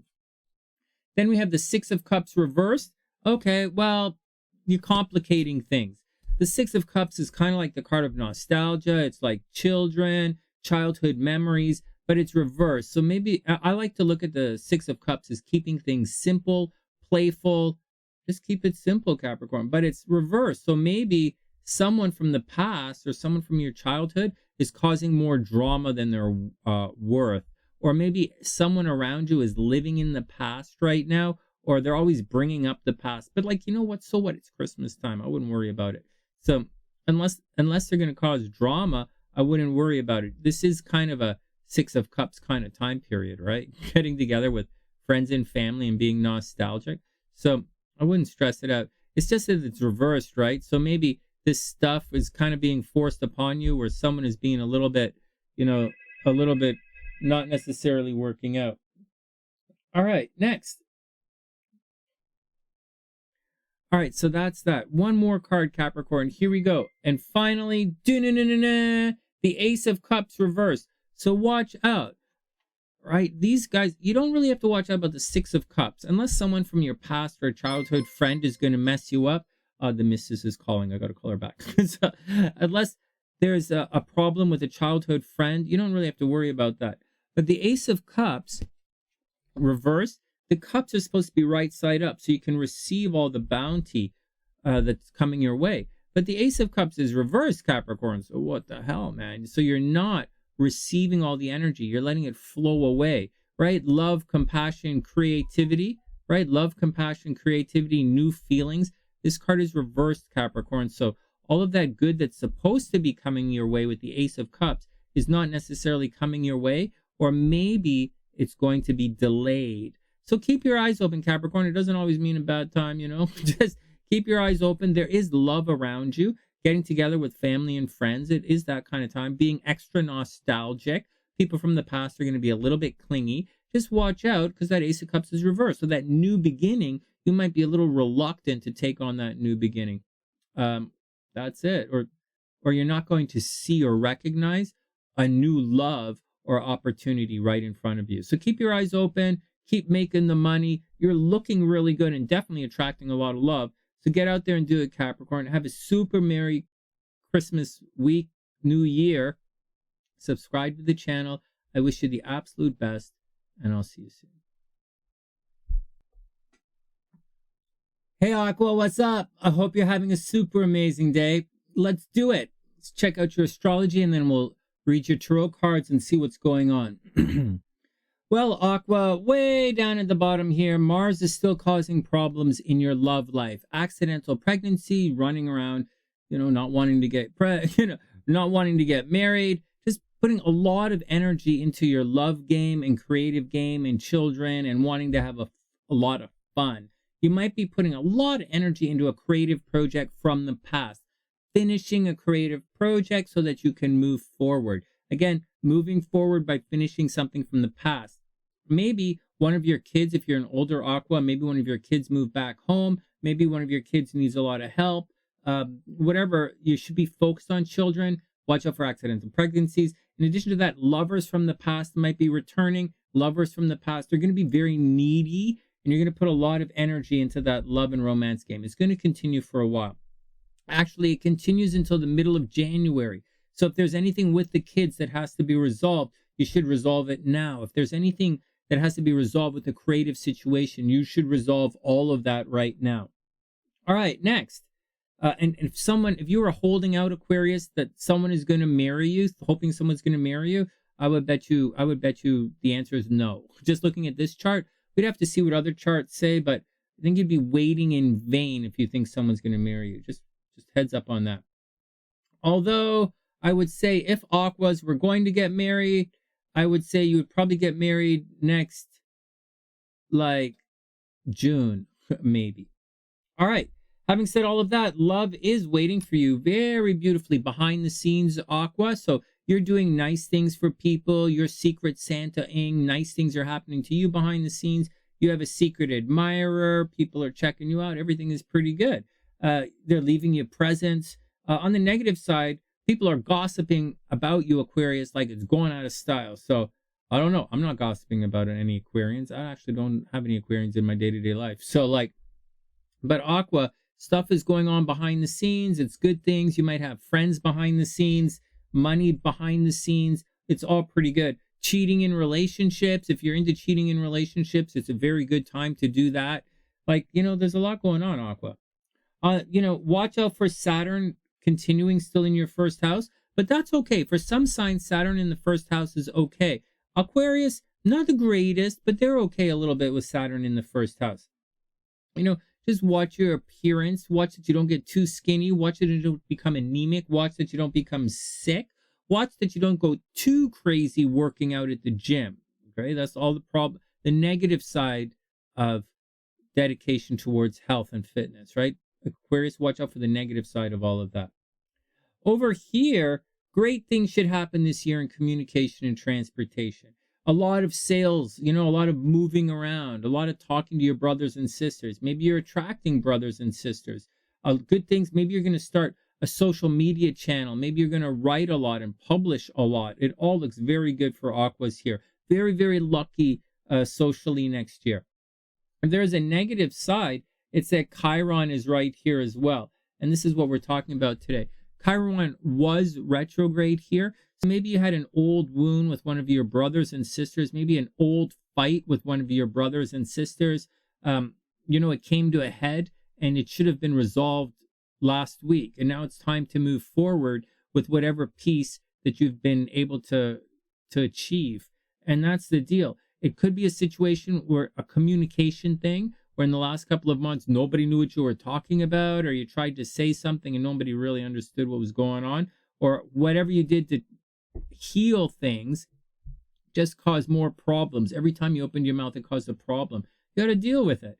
On top of that, there would have been a situation, maybe you had a car situation that was causing you drama, or transportation, or you had problems on the internet, or your phone kept breaking. All of that's a problem, Aquarius, and it all should be resolved right now, and it should all be ready to move forward. This is the year for something really good to happen in sales and communication. That's the deal. That's the deal. That's the deal. Next year, you might move. This year, if you have to move, it's unexpected this year, unexpected problems. Next year, you should expect to move. In 2024, you should expect to move and make a lot of money from the house. All right, next. Aquarius, the King of Wands. Here you go. Well, the King of Wands, leadership, taking care of other people, confident, entrepreneurial, willing to take chances, getting your hands dirty. Like the King of Wands is like the guy who goes and gets it done. He's not like the knight. He's not running around like a mental case, jumping into battles or anything, but the King of Wands is the guy who gets things done. He's a natural leader. He's a visionary. He's entrepreneurial. He doesn't hesitate, but at the same time, he doesn't run around like an idiot. And so there we go, Aquarius. It's time to get things done. If you were wondering if you should start something or not start something, the King of Wands says it's time to do it. You also might be attracting a new guy, just letting you know, a guy of action here. Then we have the King of Cups reversed.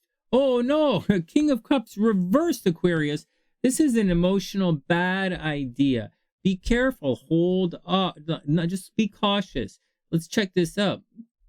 King of Cups reversed. So the King of Wands is the king of action. The King of Cups is the king of intuition. And this here is reversed. Your intuition might be way off right now, Aquarius. Look, emotionally balanced, compassion, diplomatic, is in emotional control, takes care of other people. This card reversed can be a little bit lacking in compassion. It can be a little bit, so watch out for all of it, Aquarius. King of Cups is reversed. Someone a little bit emotional, somebody a little bit selfish, someone who's not thinking of other people, someone whose intuition is way off. Aqua, you watch out for this card reversed. And finally, the Seven of Wands straight up.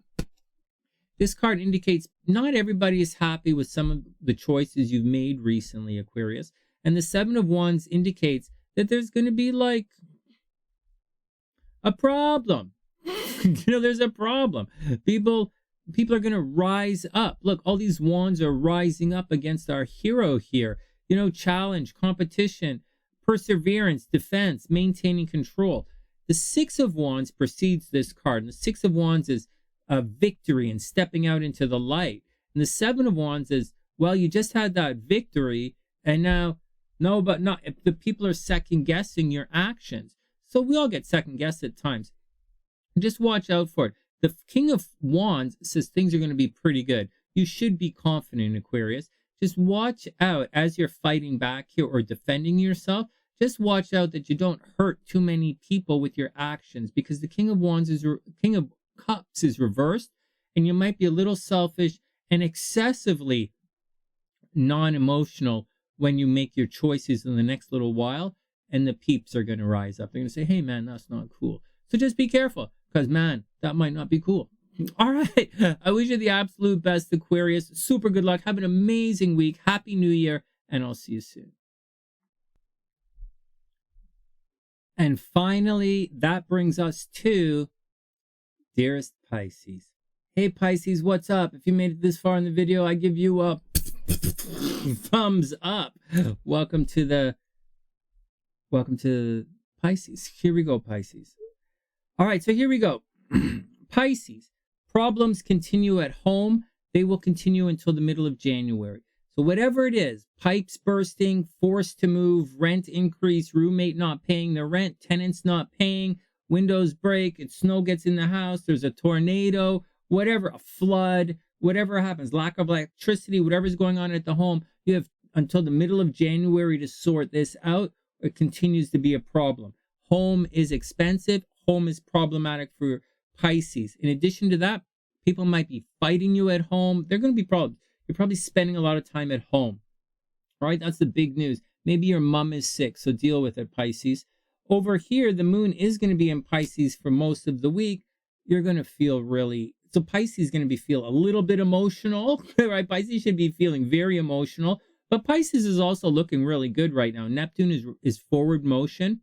Moving forward is direct right now in Pisces. Pisces should be looking really good.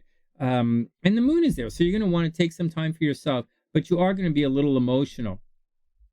Watch your driving, Pisces, but I wouldn't stress it out.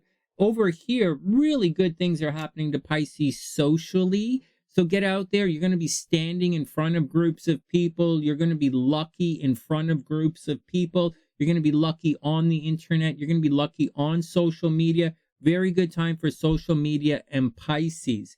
Very good time for it. Pisces might be receiving awards right now and being promoted at the office. So if you're a Pisces, you should push to get promoted right now, or you should push to receive a raise or a bonus of some sorts at the office. You should have good karma from a job well done right now. Now, having said all of that, Chiron was retrograde in the astro sector of Pisces, of like your money. You're like basically like Venus is your money, right? But like this is your money, sort of. So second house is like your stuff and your security. And Chiron's been retrograde there, Pisces. So in the last couple of months, especially in the last month, you might be feeling like something negative was happening to your money, like a constant drain. You're not being paid what you're supposed to. The bonus didn't arrive. This is not alimony, but let's say the alimony didn't arrive, or what they're supposed to pay didn't arrive, or the contract wasn't fully honored. Something screwy was in there with your money, and it was there for a couple of months. It would have been difficult for Pisces not getting paid what you're supposed to get paid. You know, when you couple that with this crazy stuff at home, it's stress. It was very stressful for Pisces. But that Chiron, and Pisces is the only one this is happening to. Chiron is only affecting, really affecting the money for Pisces, meaning they don't have money to pay you. Like you agree upon X, and they come back with another price, and you're like, what the frig? We said it was X. And so, or you said you were going to pay me this. But that was what was happening with Pisces. Be careful. Be careful with your money for all of 2023 for similar kind of situations. Chiron is going to go retrograde again next year. You should be better prepared for it next time. So next year, as you move forward, when Chiron goes retrograde again, keep in mind, people not always going to have the money to pay you. So keep that in mind when it's time to enter into contracts when you're hiring people. Got that, Pisces? Or when you're looking for a job, they might not have the money to pay you. So watch out for it. All right, next. All right, so that's your chart. Okay, let's see what's going on with your cards. All right, Pisces, here we go. First up, hey, Pisces, 2 of Cups. Very good. Love should be well aspected, Pisces. There you go. 2 of Cups. Love is looking really good.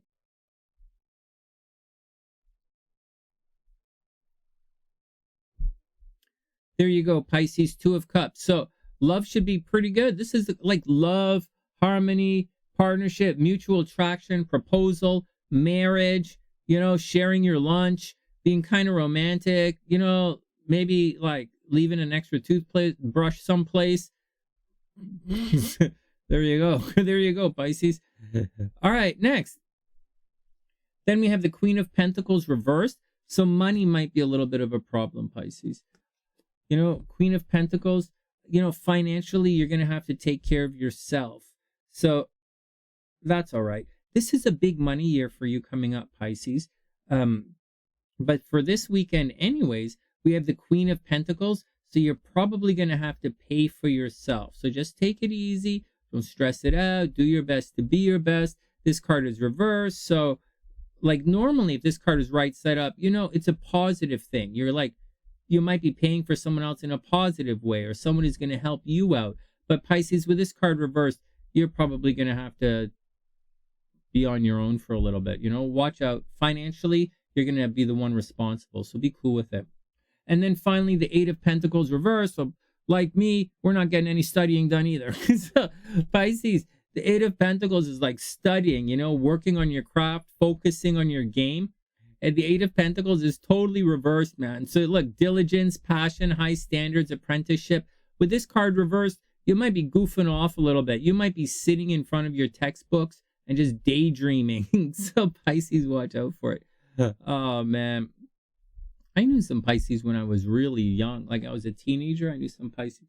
I wonder how they're doing. I wonder if they'd be surprised to see that I'm doing this psychic stuff now. It's pretty funny. Anyways, Pisces, I absolutely wishes you the best. This is a bit of a short reading, I guess, for Pisces. But Pisces, love is well aspected. Financially, you're going to be stuck taking care of yourself. The Eight of Pentacles means your studying is not really working. But you know what? Astrologically, whoops. So astrologically, Pisces, studying's not really happening for you anyway. So I wouldn't stress it out. Astrologically, you should be really social. You're in a friends into lovers transit right now. So you should be very, very popular. Great stuff happening on social media. But in Pisces, this is going to empty out. Let me just show you and then I'll go back to, I'll end up here. I'll finish things off. Pisces, all this over here is going to pass soon, right? And it's going to pass and there's nothing behind it. See, that's going to clear out. And when that clears out, that's you're lucky in love socially. And there's nothing, absolutely nothing is coming to help your popularity or your social game for a long time. So like it's a lot. It's half the zodiac. So right now is the time for you to be very social. Right now is the time for you to win your awards. And Pisces, if I was you, if I were you,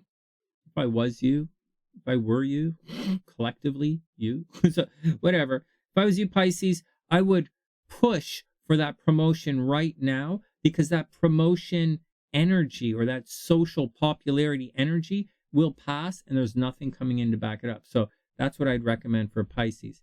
According to the Tarot, watch your money. According to the Tarot, watch your money and keep studying.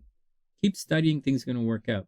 And a very, very good time for love. Two of Cups. And that's the action, Pisces. I wish you the absolute best, and I'll see you soon. All right. And that brings us to the absolute best part of the show. This week's lucky in the lottery is obviously, I don't even need to look at this. I know it's the fire signs. Aries, Sagittarius, and Leo are super lucky in the lottery right now. In addition to anyone who has energy at 22 degrees here. I put this special point on the chart to really help with the lottery thing. So Aries, Sagittarius, and Leo are very lucky in the lottery right now. You guys should be buying lottery tickets. I can see the video is glitching, right? Oh, well. And then finally, lucky in love. This week's lucky in love signs are, believe it or not, Pisces and Virog.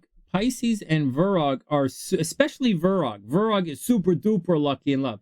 So Pisces and Virgo with Capricorn and Cancer heating up fast. So this week's lucky in money are the fire signs, Aries, Sagittarius, and Leo. And this week's lucky in love, Pisces and Virog with Capricorn and Cancer heating up fast. As for everyone else, be a super amazing, fantastic wing and pick up the check, yo. Yeah. Okay, we did it. Wow, we did it. Wow, another set of horoscopes. Wow, I hope everyone had an amazing time here. Please subscribe to the channel. Wow, these horoscopes take a long time to do. Please subscribe to the channel. Please share the videos. Please check out some of our SunnySide merch. Help support the SunnySide. I don't write horoscopes professionally anymore. I just do it for you guys here on YouTube. So, I mean, I don't write for newspapers anymore. I do it for you guys. So, like, I guess I do it professionally. I just don't do it for newspapers. So I wish you guys the absolute best. Please tune into some of the live streams if you're interested in any of that kind of stuff. Check out, the description box for readings. Check out the description box for some of my upcoming classes and workshops. And that's it. I wish everyone a super amazing end of the year. Fin de année, right? End of the year. And we'll do another set of horoscopes for the New Year's. And obviously Monday, Wednesday, Friday this week, I'll be online doing the psychic game and reading your tarot cards and mini astrology readings for you guys live Monday, Wednesday, and Friday. And that's the action, guys. I wish everyone the best. From TheSunnySide.net, I'm Sonny, wishing everyone the absolute best of a super amazing week. And I'll see you guys soon.